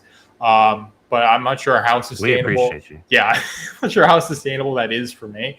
But for now, that's what I have. I was able to get in. I got the all the Norfolka stuff because I used the Oops Zalen code for that. And I got like 60% off that order. And that was like excellent use of that. Yeah, that was like I was saving it for like a big order, and I was like, yeah, that was the order to make. But anyway, oh man, it's just so exciting because we started with Great War Separation. We're just talking about everything else Rippaverse because it just all links to each other, especially when you're talking about Great War Separation. And I think I have talked about covered everything I want in Great War Separation 1 and 2. And I'm just really excited for 3 and 4 because there's just so much that needs to be tied up, and it feels like it can't happen. But I know with how good of a writer Chuck is, he's going to do it, and it's going to be like, oh, it made sense all along that the story was shaping up to be like this. But yeah, that's where I'm at. Thank you. Thank you, Aria. Yeah, one of the questions I know everybody here is waiting for the answer to, probably most of the chat. When is issue 3 in issue 4 tentatively penciled for release? Could you say? Truth be told, this isn't even an NDA thing. I couldn't tell you. I could tell you that issue 3 is currently being worked on. Okay. In terms of it being in production, I don't know what Eric's plans are just yet for when he wants to launch that collection. But it's currently in production. Like it is actively being worked on right now. Cool. Very cool. Jack is turning in ridiculous pages. Like I told people who thought and felt that part 1 of Great War was a lot more slow and felt like a lot of setup, which it was. Certainly, it was laying the groundwork for this is the state of the world right now. This is the state of the country, the nation, North America, maybe we'll just say. But I was telling people back then who were saying like, wow, that was maybe that felt a little slow. I was telling people, guys, wait till part 2. part 2, all of a sudden you go from 0 to 60 very quickly. It's that again with number 3. It's going to feel like the same jump. In fact, no, here's a better one for those of you who are Dragon Ball fans. Think of the jump from part 1s to part 2 of Great War of Separation to be like going from base to Super Saiyan, and then jumping from part 2 to part 3 is like the jump from Super Saiyan to Super Saiyan 2. Oh, okay. Love it. Oh, I love it. Oh, all right. Good. 3 gets gnarly. 3 gets really gnarly. Yeah. I got 2 comics I need to acknowledge here. Comics Embrace, I've been a collector. I haven't backed Rippaverse except for Ice on 1 and 2. I'm gonna be that guy and say get Ice on 3. Why? Because it completes the story. A. B. Cliff Richards' art is great. And I'm saying those words, Cliff Richards. So go ahead and clip it. Cliff Richards' art is great. The action is killer. And it really gives you a lot of resolution to the story. And it moves fast. This issue is an adrenaline. It's an adrenaline type of issue. Issue 3 of ISOM starts, and then it just doesn't stop until it ends. It's the 3rd act of a canon film. It's the 3rd act of a canon film. And if you know what canon films are, they're movies where people don't just fight. They don't just blow up. They constantly fight. They constantly fight. Yes, there is character moments, to be fair. But, man, when the shit gets hitting, it gets hitting. And I'm going to be that guy to stress to you why issue 3 is the most essential of the issue. I'll actually go for a really hot take that might even polarize the Rippaverse fan base. I enjoy Ice on 3 more than the Horseman. Really? I straight up 100% do. Like, what? Hold on. Hucky, I'm lying. I 110% enjoy it even more Okay. The Horseman walking the Okay. Forest Park. And there's Like, nothing wrong with that. serious. Like, I'm well, serious. yeah. For me, that was a canon film, but with character-driven parks. And what's love my wild to hear canon about film. that is just because of like how much on subs. I brought out everyone's like, what? That's not even crazy because I think that one book is better than the other or anything like that. That's just crazy because like so much of our fan base latched on to the Horseman immediately. And right? that's fine. I enjoyed it too. But for me, ISOM number 3 was that's how much Respect. of a big deal Respect. It was a solid I book, I'll loved give you that, ISOM 3. but I Yeah, love no. ISOM 3. Yeah, Isom Free really gave us a lot of insight into his character, and that book was like once it started, it just didn't It was end. Like Andrew said, like once you got into it, like everything just happened and it all made sense, and it was just a really intensive experience. And it's like over 100 pages, and it's like, you know, I feel like we know enough about Isom now, but also like I need Isom number 4. So it was a really good book. But Horseman. I really liked Horseman, and he was a character that people liked ever since he was announced at MegaCon. And then when his book came out, that was a fantastic book. I really enjoyed that book. Really excited for Horseman number 1, and I definitely think he's one of the best characters of the Rippaverse. And I agree with Garfield. I think Horseman, as a series, definitely has the potential to be better than Isom in some aspects because his character is just so interesting. And especially we'll see how Horseman number 1 plays out. But he's just got such a great foundation with that first 96 pager that the ongoing series is going to be off to a strong start on that basis. And what we know about, I'm sure you know you've read the book, Andrew, so you know everything. But I've read Horseman 2 and beyond. Oh yeah, of course. But anyway, what we know about Horseman number 1, it just seems Horseman. it's such an interesting story to me. And I just love his character. I love his motivations. I love his character design. And of course, you know, all the action scenes that Joe draws are just absolutely fantastic. And I think I do have Horseman D. But I will. Damn it, get it out. Come on. Here's the thing with why Horseman I think resonates so easily and even effortlessly. And I want to be careful when I say that, because that's not to say that Chuck didn't put in effort, because Chuck puts in tremendous effort into everything he writes. He does not half-ass anything that he does. obvious. But Horseman is such like, it's such a, I don't even want to say easy, but it feels like an easy slot for him, because the Horseman is essentially an amalgamation of parts of characters that kind of like made Chuck's career or what he's most well known for. And so he drew on certain things that he loves the most about those other characters that he wrote at, you know, the big 2. And he's like, what can I do to take the things that I loved and I did well from those other characters and create a new character with Joe, right? And then we got the Horseman. And so anybody that's read Chuck's work on Batman and on Punisher, etc., like, they pick up a copy of the Horseman and they're like, yeah, this is Chuck doing his thing, right?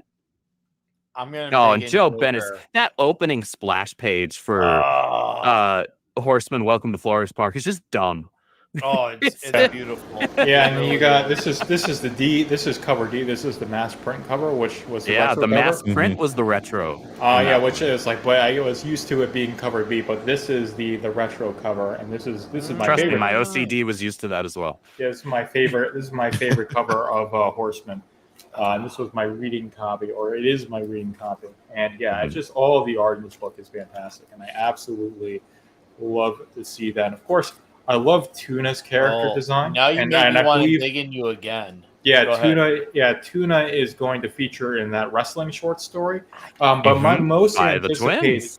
Yeah, by the Saska sisters. My most anticipated Saints and Sinners stories, Chasing Ghosts by Az, because that's going to feature Ingrid.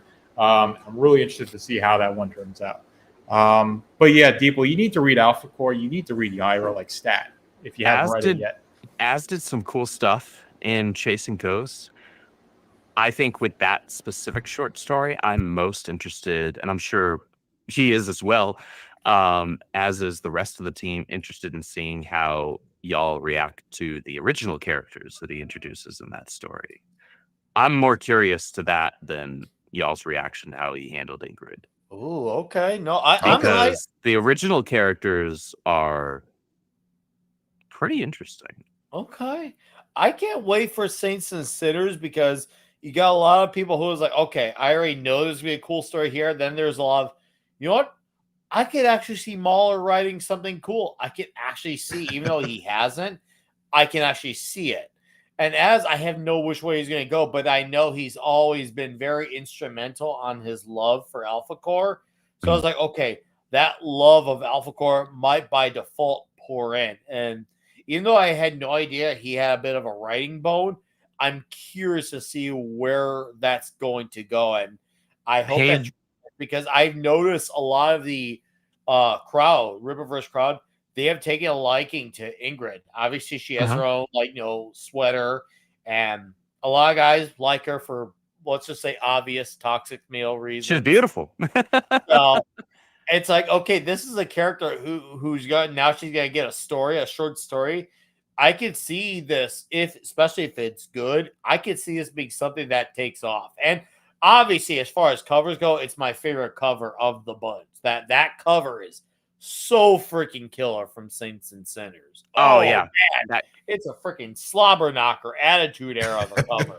that cover is absolutely beautiful. But I will again impress upon people, like, really focus on the original characters that Az introduces in that short story more than anything else. I would encourage people to focus on what you think of those characters, because that's going to be important. I had a question. That's all I'll give you. Sure. Go ahead. I had a question here because it looks like there's a number of people in the chat that are saying, oh, I've only read through ISOM 2, or it looks like Deeple 101 just got his hands on Yaira 1. If they are looking to catch up on everything, the omnibus has everything from the first 3 years. Are those ordered in a way that makes sense in the order they're released, so that way they are caught up on the story? Or is it like ISOM 1, 2, 3, Yaira 1, 2? So I'm not going to give away the entire order. Okay. For the omnibus. However, I will say that for things like ISOM and Yaira, you will be, if you pick up the omnibus, you will be able to read them sequentially. Okay. Cool. So you will be able to read the entire ill-advised arc in one hit. Okay.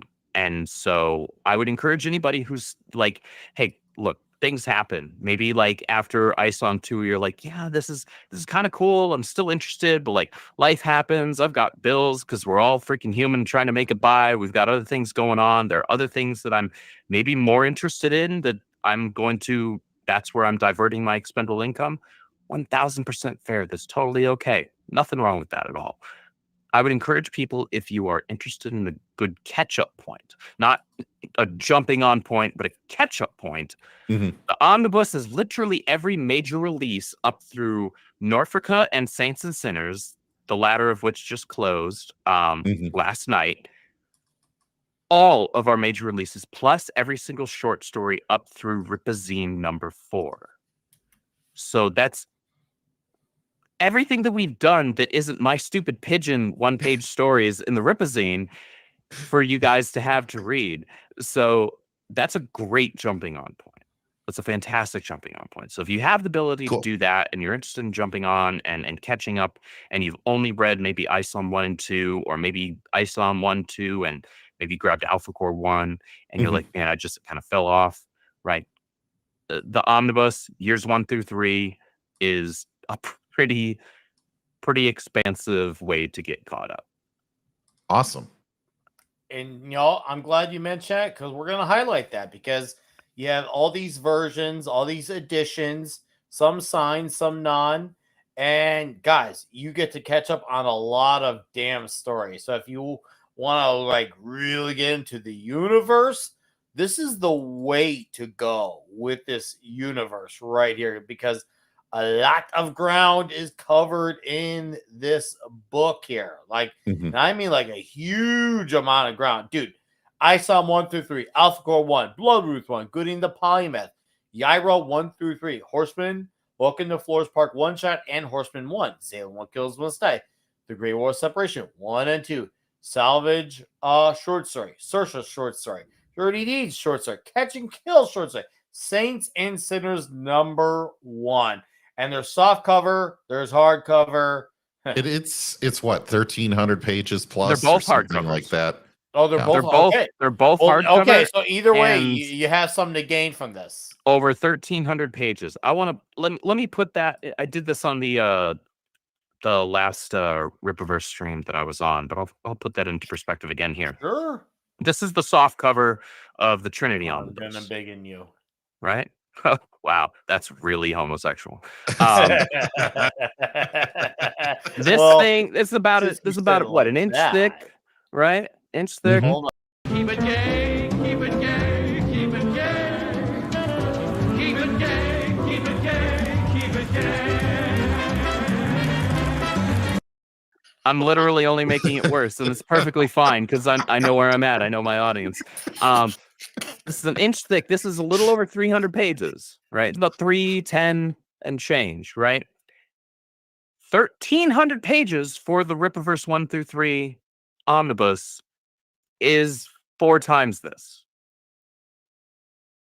That's a Wow. really big book. Yeah. It's a Literally. really big book. Yeah. Literally. And so, Oh. I mean, look, something like this, maybe, since I have all the other comics, it's like, okay, do I want one where it's all together? But if you haven't gotten anything or you've only gotten a couple of them, I didn't do the math, but I think this is the most economical way to get everything. This is cheaper than buying all of the individual issues, certainly. And yeah, we know that like so many of our fans who have been keeping up with either all or the vast majority of our releases thus far up until this point, like they're going to be like, okay, so I already have all of those books and stories. So then it comes down to, am I a collector? Am I somebody who wants that hardcover to display? Some people will say yes, and other people they're just readers. They're people who are here because they're just strictly invested in the stories we're telling.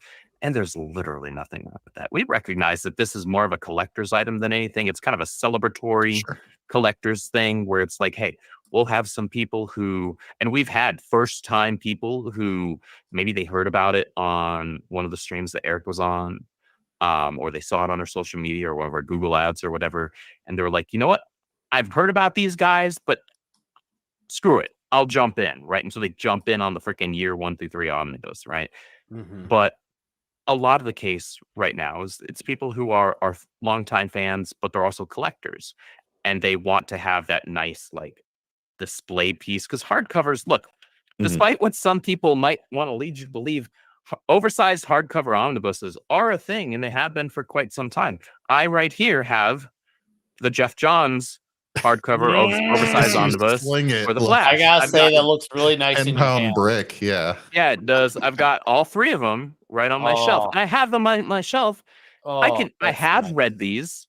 I have. It's actually not very difficult to read these. I don't have to worry about them crushing my face. I could hold this over my head. Granted, I work out, so maybe that's that.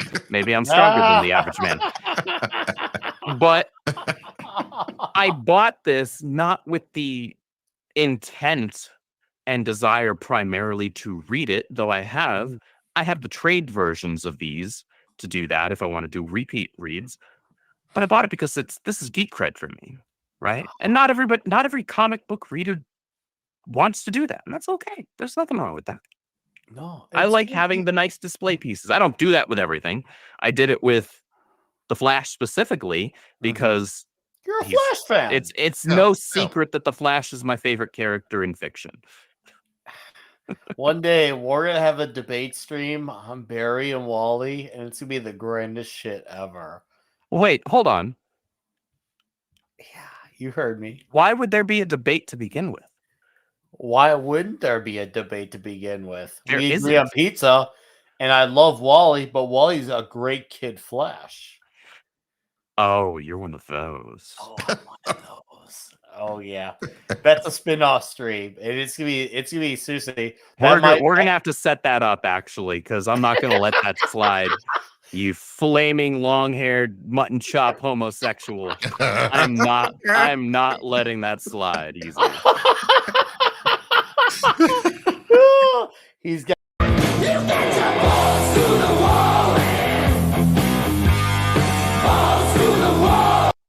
It's true. He's got his balls through the wall with this one. You have the biggest dick I've ever seen on a man. There it is. There it is. Good old Showdown in Little Tokyo. I can't have a stream and not have Showdown in Little Tokyo. Is it a Nick Weiser stream when there's not Showdown in Little Tokyo? No, it is not. Heard it here first. Well, we all know. Yeah, well, yeah. He's got his attention for the men here. So for the men here, we appreciate. No, see, that's too far. I'm going to push back on. He did not get the Miles Morales treatment. He got the Tom King treatment.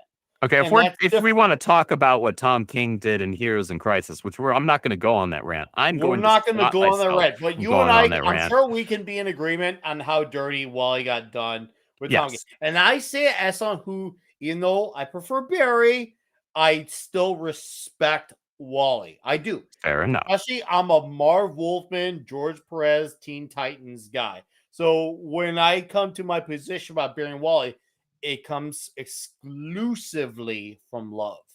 All right. Well, we'll have that debate stream. Okay. I can't wait. We'll talk later. Nick Seal on stream, to my knowledge, that can prove he's at hetero. He has kids like Heath Slater. Well, I'll let you all be the judge, jury, and executioner on that. For me, when I do these shows, I'm hanging out with the boys and enjoying my time. That's what I'm doing. I'm here because I know it's a good time with the guys, and it's fun. I mean, we have more right now. We have 22 of you here. We had like 25, 26 at a few points too, which, by the way, thank you for being here. How about a debate between Hal and Kyle? Oh boy, that man. I think like I'd get blackout. I'm not a Kyle guy. I'm sorry. See, I'm a Hal guy. I like Kyle, but Hal's my boy. Better. So there'd be no debate. There's no debate to be had there. We would just go off talking about our love for Hal Jordan. Yeah, it would just end up being a Hal Jordan worship show. So there's no point at that point. You gotta do a Barry versus Wally because at that point it's interesting. So yeah. Right. Fight, dude. Yeah, that we'll have to figure that one out. No, oh God, yeah. I'm not gonna disagree there. Wally West and Justice, dude. Oh yeah. This episode, Comfort and Joy with Superman and Martian Manhunter, dude. I showed my children that episode. That's required Christmas watching every season. Is that right, Aria? We have to watch that episode every season. You know, right? Yeah, you know that episode's essential. 20 required watching. Oh, it really is. It is huge. I was like, hey, girls, we're gonna sit down. We gotta watch. People have their Christmas stories, Home Alones, which I have those two in my collection. The original Rudolph, the Snowman, which if you haven't watched the Snowman, you should. Underrated 30-minute flick that has no words and yet tells so much story without dialogue. Incredibly powerful. But that episode, Justice League, Comfort and Joy, chef's kiss. But all right, anyways, back to comics. Actual comics before we go on to another tangent. Which once again, chat, thank you for being here. 25 of you live on YouTube, and of course, we got the 8 of you on Rumble. I love that you guys are here. You guys are here for this enthusiasm, this engagement. I love the energy in the chat. This is absolutely killer. I knew moving the Saturday night time was going to be absolutely beneficial. You all proved it. And I'm really thankful that you did. I love seeing the comments, seeing everyone just really being happy to be here and putting their thoughts. Having a show, too, where we can not talk about what went woke on another day ending. Oh, yeah. This is such a refreshing change from that, Nick. I'm having almost too much fun. I'm telling the guys in the prior time, like, guys, we're really killing it with the show. I'm just saying we're really killing it. And I'm loving this. And yeah, no, and more people do need to get on the Rumble train. You know what? Because you said that, Deepole, because you're a frequent Rumble contributor, just for you, bud, I will put the link in the Rumble chat, because why not have it both ways here? And I'm glad, I got to have JT Kirk finally. I'm glad to have Joker on as well. Oh, It's yeah. so cool because I've seen JT on with Dave, and I've seen Joker. I lurk sometimes. I can't. Your quite mic dropped a bit there, Nick. Yeah. What? Now Yeah, you're back. I can hear you now. So I guess you were talking about how you lurk on my streams. Well, Or lurk I on my always streams, lurk. too. I always lurk. I'm always lurking. Sometimes I'm like, hey, I'm here. I exist. I exist. I'm just letting you know I'm listening. Just letting you know. And one of the cool things, Nick, was that Dave C and I are going over like the Joker from the 1970s right now, but we've gone over Battlestar Galactica. We've gone over the original Black Panther run. And so you see some awesomeness with Jack Kirby, but then you see how, changing artists, changing priorities in the comic industry can really take something beautiful and turn it into something not so. And when you look at these comics, it's like everything that Dave and I have said, I wish it was like this. I wish it was like this. I end up opening up one of these and I'm like, wow, that is awesome. They hit this, they hit that. I really am happy that they did this. I'm really happy I did that. It would be like a total, just like, it's hard to explain if you haven't read those books, but sometimes you're like, well, this Joker is really great, except I don't feel like anyone drew any backgrounds in this entire issue of the comic. You don't see that here. Like I noticed right off the bat, I said, some of the small things that you would notice is if you're really looking at it, is the ant's kitchen at the beginning of this comic of Separation 2 was just like a beautiful kitchen. I'm like, damn, I want her kitchen. And that's just like a small little detail in the back of her bringing out like what was it, muffins or cookies? I forget what she made. I think it was muffins. I think you're right. I think it was muffins. It felt very homey in those issues. It felt very homey, and I love how I was just like, wow, I almost feel like I live with this family a little bit. And being from the 90s, I live with Black families on my TV all the time. I mean, between Fresh Prince of Bel-Air, All in the Family, Sanford and Son. I know it's not 90s, but I grew up with it because they kind of put it on that list of those shows. So this just felt like, and I was just right at home with this family. It's just like, oh, hell yeah. Whatever they're cooking, it's going to be amazing. You know it. It probably smells good in that house. And she's like, yeah, I'm old school.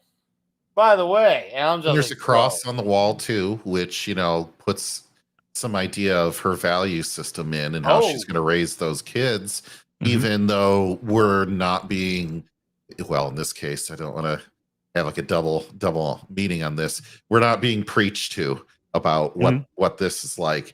And part of the thing that I really appreciate is even the geopolitics of this, that Joker you were talking about, how great it was at the beginning when we were doing our outline, was that, yes, this is some really great stuff. And it is a political topic, but it isn't a preach at you to the point where you have to put it away or put it down, or your friend that voted for the other person the last election can't read it. Like I definitely have some friends living in a major metro area that don't agree with me on stuff. Go figure, right? So I could give them this book and say, it has a geopolitical theme to it, but it's more like when we could enjoy those types of movies in the 90s, like Air Force One, for example. There's probably a left of center view in there somewhere. I could probably pick one out if I studied it hard, but that wasn't the point of the movie. Right. It wasn't there as a vessel to, open your mouth and pour message gravy down your throat. This doesn't do that at all. And we're aware of, Eric's viewpoints on many things. He said them on streams a lot of times. And whether I agree with him or not on all of those, doesn't matter to read this comic, which I think is cool because I could talk about this with friends of mine who may have given up after the 90s, the late 90s on comics, because they were like, even if I'm liberal, this is pushing it too hard for me. And so they gave up on comics, even if they might have voted the way that the person who wrote that would have been. And so maybe not everyone would agree with my assessment of this, but I really, really appreciated that it was not hammering me over the head with a policy prescriptions on why Texas left. Right? I don't need that. The whole impetus for it was not that. Sure, there's an immigration theme to it, but it wasn't that. It wasn't like you would go into it saying, well, you can only read this if you're a Republican, or you can only read this if you're a Democrat. It did not take that. That's not our goal. Right. That's good. We have chats amongst our sphere, and even on my show, and I could say this like with 100% certainty, and I'll let you guys take it off. I know people who listen to our show, and I would think they probably listen to a few of you guys' other shows, and some of them do lean more to the left of center, but they like what we have to say on comic books. If that's something that can bring us together and have a fun time engaging, yeah, you're damn right. I want those people hanging out here having this conversation. If they can come here, have a time to get away, have a glass at their own place, and not to think about the real world, and they enjoy comics the same way we do, but their political leanings are a bit different, yeah, I do want you here. And we have those people. And some of them also have been people who've been here to promote a book, but they know how I feel, but they know, hey, we love comics, so let's just have a fun time and have a few glasses of bourbon and enjoy the ride. A few? Yeah. Oh, I've had a few tonight. I've had quite a few tonight. Okay.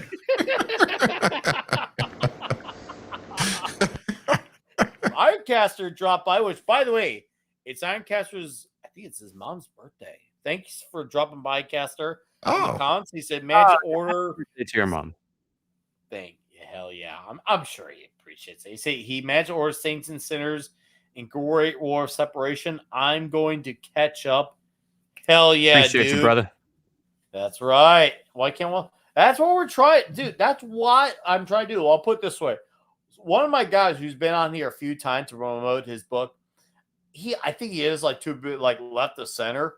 And him and I, he comes on, he's been on here a few times. I'm not gonna put his name, but if you caught it, he said it before. We get drunk and we talk comics, and if I can help him make some money on top of it for his crowdfunded book, we have a fun time doing it. We have a real good time. We're already talking about the third time right now. Like we talked, I think yesterday about it. So that's the thing. We want to be a space where we can have these books to enjoy. I mean, he agrees with that sentiment. Guys, obviously more mainstream, like Mark Miller agreed with that sentiment. We want to have a point where we could just enjoy the books. And if we argue about politics, that's a lot more secondary. But when we can come together, and dissect Rippaverse or argue Barry and Wallen, that shit's way so much more fun. It is so much. It's way more fun telling you you're wrong than arguing that other inconsequential crap.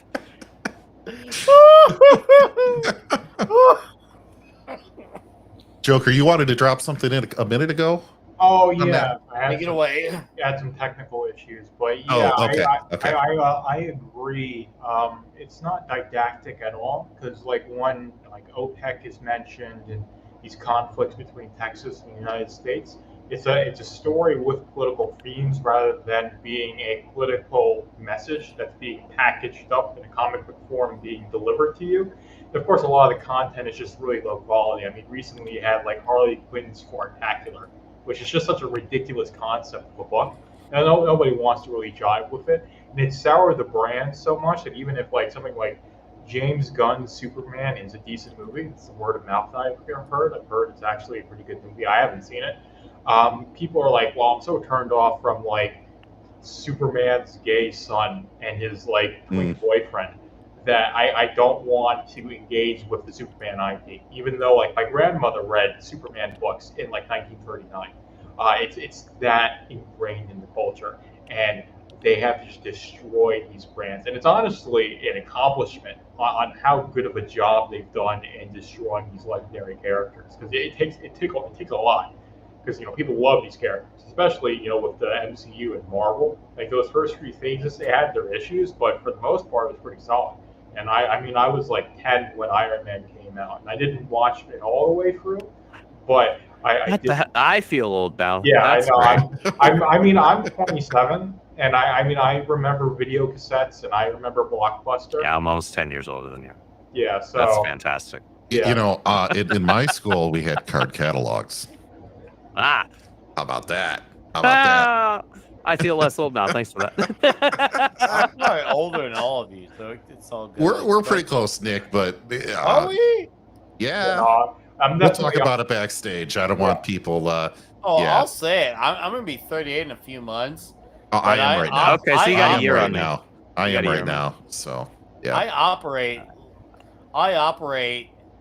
so much more differently than people who are my age, slightly above my age, maybe even slightly under my age. And it really freaks me out. Even like my younger brothers, like one's a security guard and the other is in like law and who has mixed martial arts experience. They don't understand how I live and breathe the way that I do and have so much energy off of minimum sleep, minimum, let's just say everything. Like, how are you a functional human being? Like, it freaks them out. And I am on another level. And Oh, you went it's down fine. to A&M. I think I got and you spent Steiner some math time working a in my tank, favor. right? Steiner When- math. It's Steiner math. Yeah, I got that's Steiner insane. math. I got Steiner math in my favor. It's quite the best math. I mean, with Steiner math, everything works in your favor. And I always have a way of coming out on top with my energy. I'm the type of guy who's still like, I'm the first one up every day. I'm the last one up at night. Is Like, it so I have 17, is it 18-hour McDonald's days. and Diet Coke? Yeah, I don't actually get McDonald's often. When I do, it's usually the breakfast. The breakfast menu still rocks my socks. But I only get to like once a month, and that's wonderful when I do. But no, it's just I wake up the way the Undertaker does. I'm like, and all of a sudden That's an I'm image. ready. I'm ready. And then when I face plant like a man who's drunk and just Which is like usually that. you are. Just wait till you're 40. When you turn 40, then you won't be able to get to sleep, and then you won't be able to wake up. So what happens That'll if I'm be- 40 and I'm still like this? They've somehow broken the mold. Tiger blood. That's Yeah, really well, the only. Hashtag winning. I mean, hey, I've always wanted. It's like winning. I don't know, man. I was banging 7-gram rocks and finishing them because that's how I roll. I have one speed. I have one gear. Go. Go. I wasn't expecting you to have that clip, but I don't know why. I should have expected you to You have that had it clip. on the ready.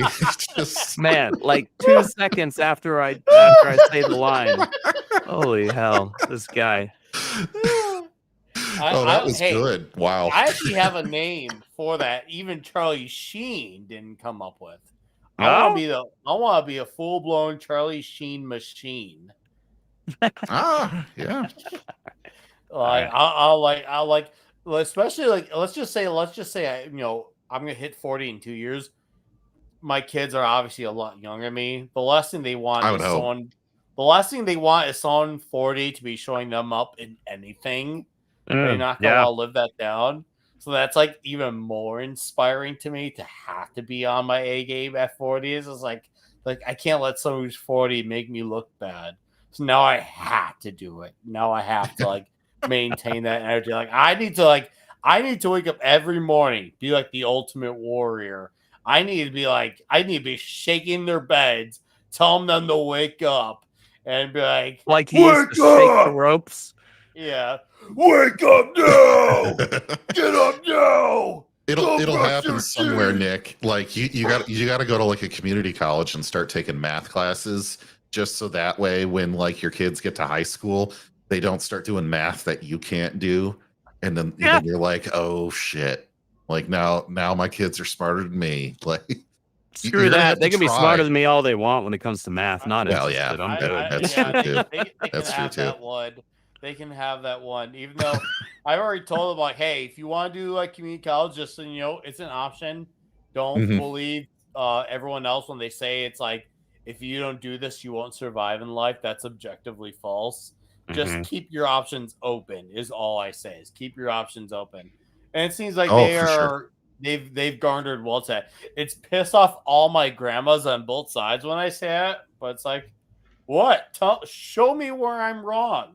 Show me where I'm wrong on that. Especially for men. Especially for men. Yeah, You I can went to make community far more college, money. and I turned out just great. I mean, I'm spending my Saturday night free homosexual, so I think I'm doing well.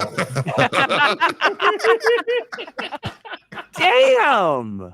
Oh man, I just had you guys set me up for that. Oh, damn. This guy. Well, that's all just because we got home from your mom's. Yeah. You know. Oh. Oh man. Oh. There's no sense in going off half-cocked. Oh my God, the cock. Sexual discrimination. All right. That time, I heard you coming.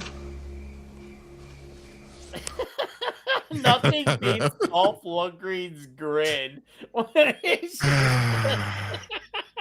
Do you have your Toxic Tuesday video On slide the deck up? intro? Yeah. No, I'm saying like your all your My videos. God. You must have those pulled. Oh, dude, I have so many of them.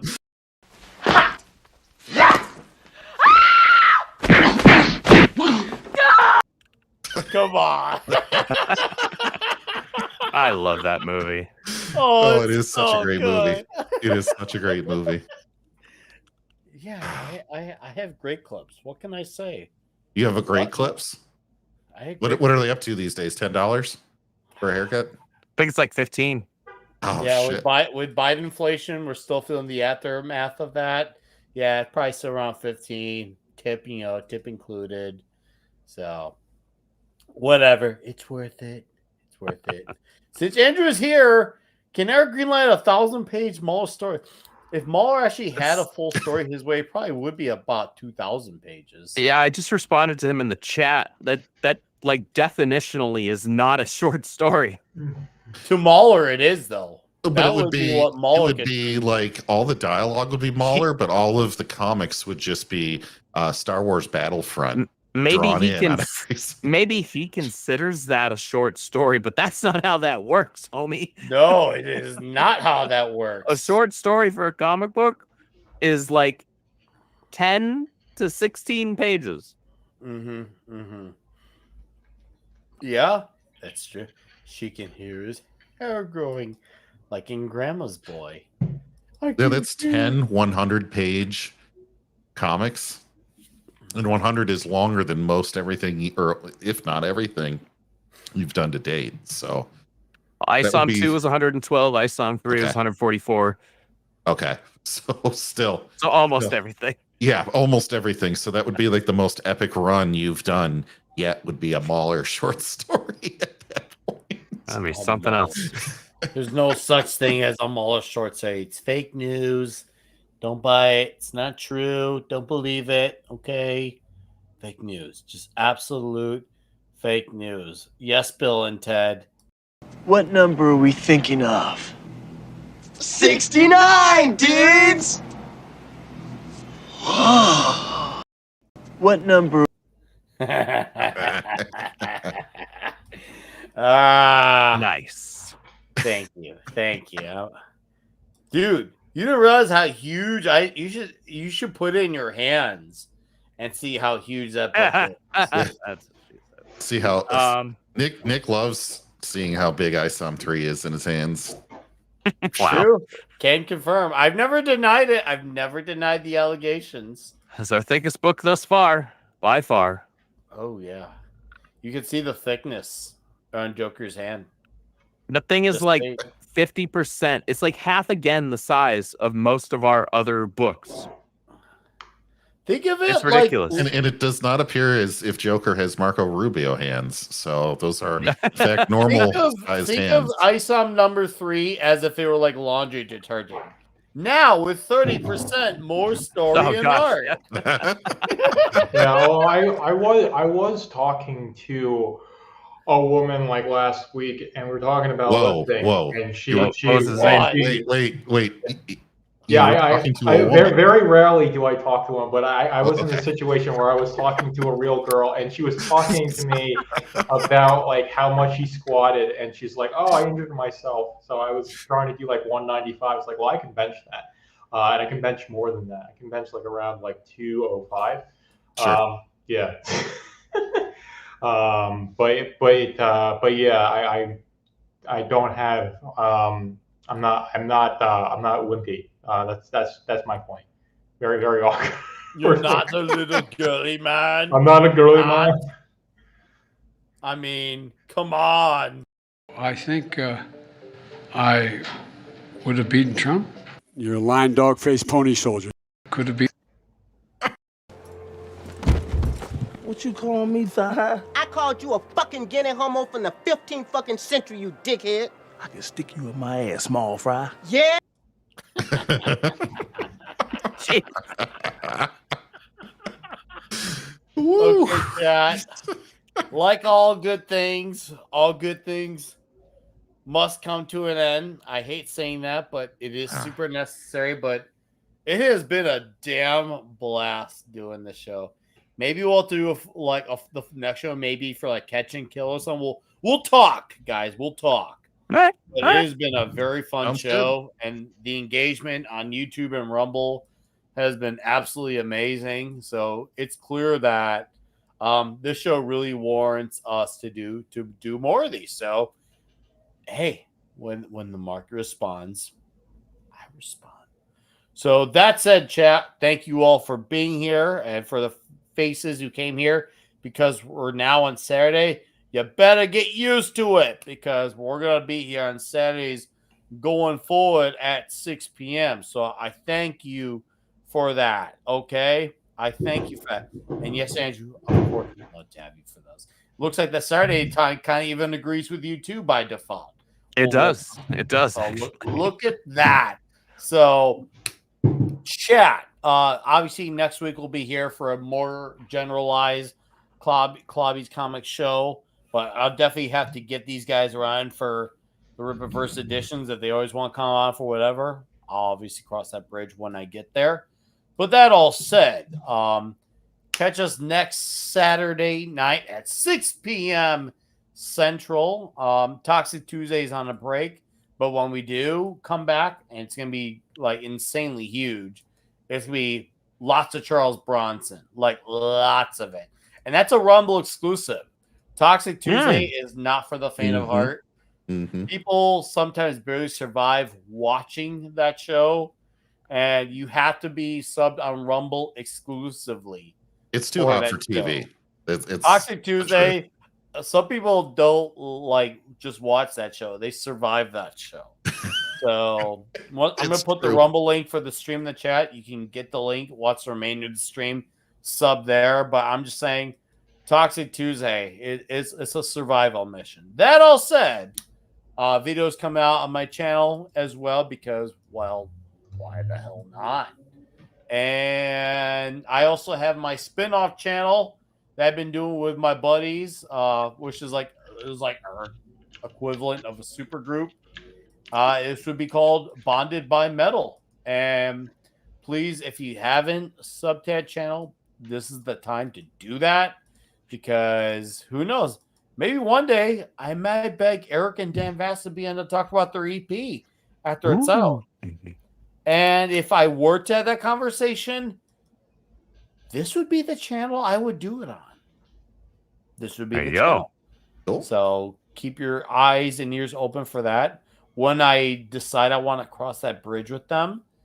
And I want to thank my panel for being here. And I want to thank everyone on YouTube and Rumble for being here. And for Deeple 101 for becoming a Rumble member, as well as giving a Rumble rant. I'm going to let these gentlemen plug their plugs on the way out. I'm going to start off with the Joker, because, you know what? Why the hell not? Sir, what do you got coming out in a few days? Go to velvetroompublishing.com. You can follow my Substack, and from my Substack, you'll see my link tree. You can follow all my links. I got a PayPal link if you guys want to donate to me. You can also become a paid member on the Substack, and I've got the rest of the paid content coming up next week. I'm going to do a movie review for paid subscribers. It's a written one. I think I'm going to do Passion of the Christ. I'll probably write that tomorrow. Get a review up for that. But on the first of every month, I do the daily poll on the Substack, and the first of every month is what movie I should review, and I pick 4 movies, and I let the community pick.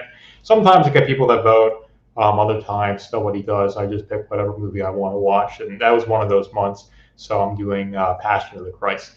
But you go to my Substack if you just type in velvetroompublishing.com. Of course, you can type in Velvetroom Publishing on YouTube and subscribe there. And my link tree is in the description of all those videos. You can follow me on Twitter, where I post stuff. And I used to post stuff on like Instagram and a bunch of other socials, but I stopped doing that because I didn't really get much traction. I just got a bit lazy. But I'm on a bunch of other ones. But primarily, I post on YouTube, Substack, and Twitter, or X now. So follow me on those platforms, and you'll be up to date with everything that I am doing. All right. Thank you, Joker, for being here, man. I appreciate having you on here. It was an absolutely fun time. Yeah, so fun. Thanks for having me.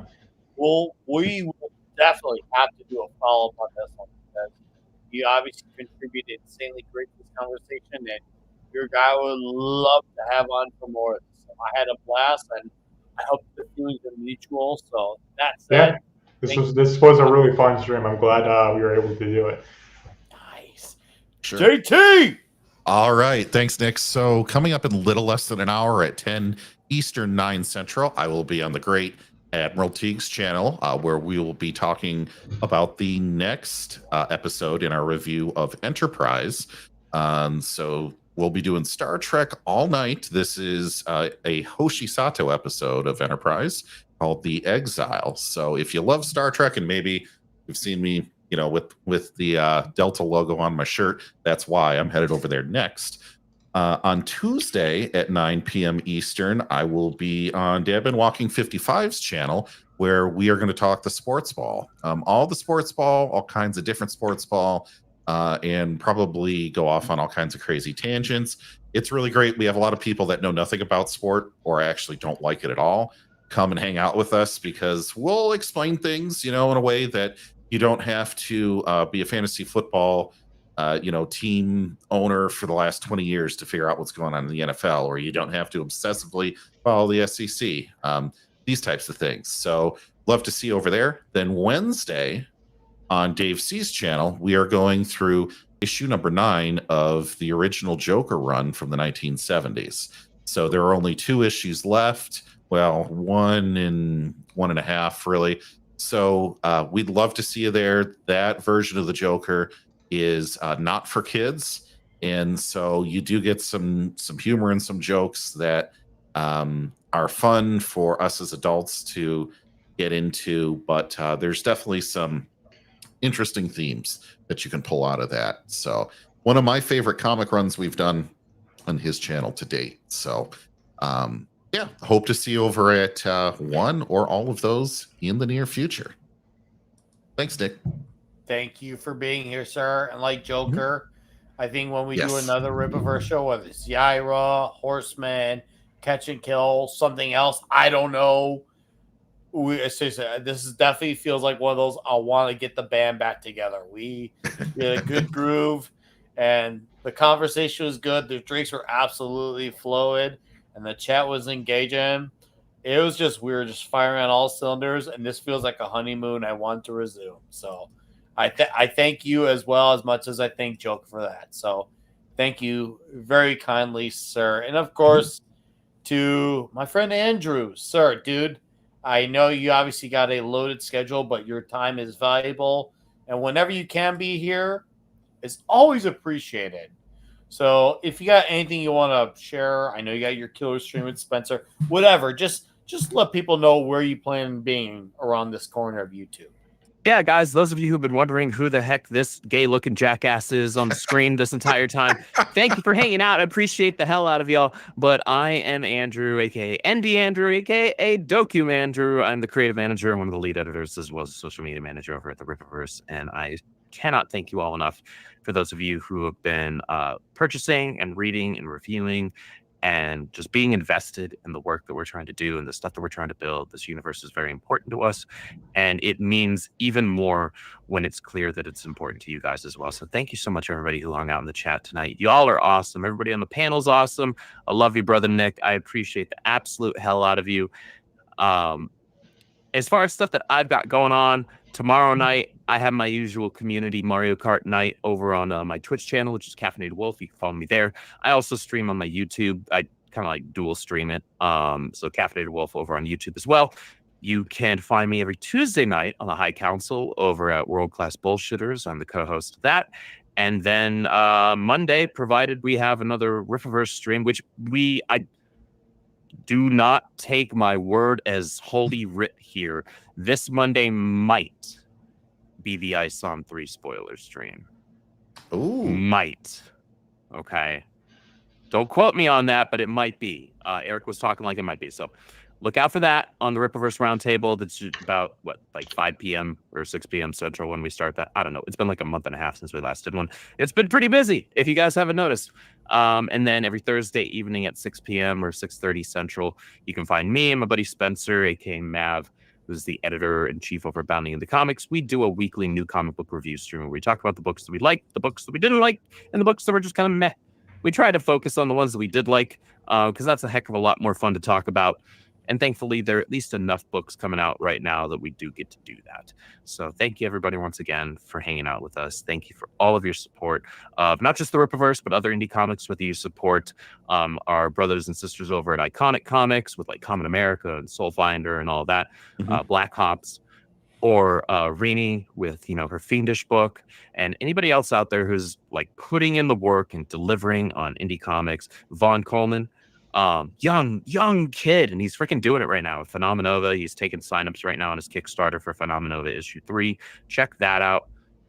Indie comics are a fun space to exist in. I'm blessed to be a part of it, and hopefully I'll be able to contribute to it more in the near future. So thank you guys for all your support. I appreciate you all. Thank you, Andrew. Love you, man. Thank you for being here, giving us your time and insights. Always a killer time. Chat, whatever show you may catch, enjoy it. Have a great night. I'm going to be off YouTube till Tuesday because my youngest turns 10 in a few days, but we're celebrating tomorrow. Awesome. Well, happy birthday to him. Happy birthday to them. Thank you. Yeah, it's going to be killer. I've already had to spend a lot of money, and she requested spaghetti. So, excellent. Yeah. Well, spaghetti's nice and cheap.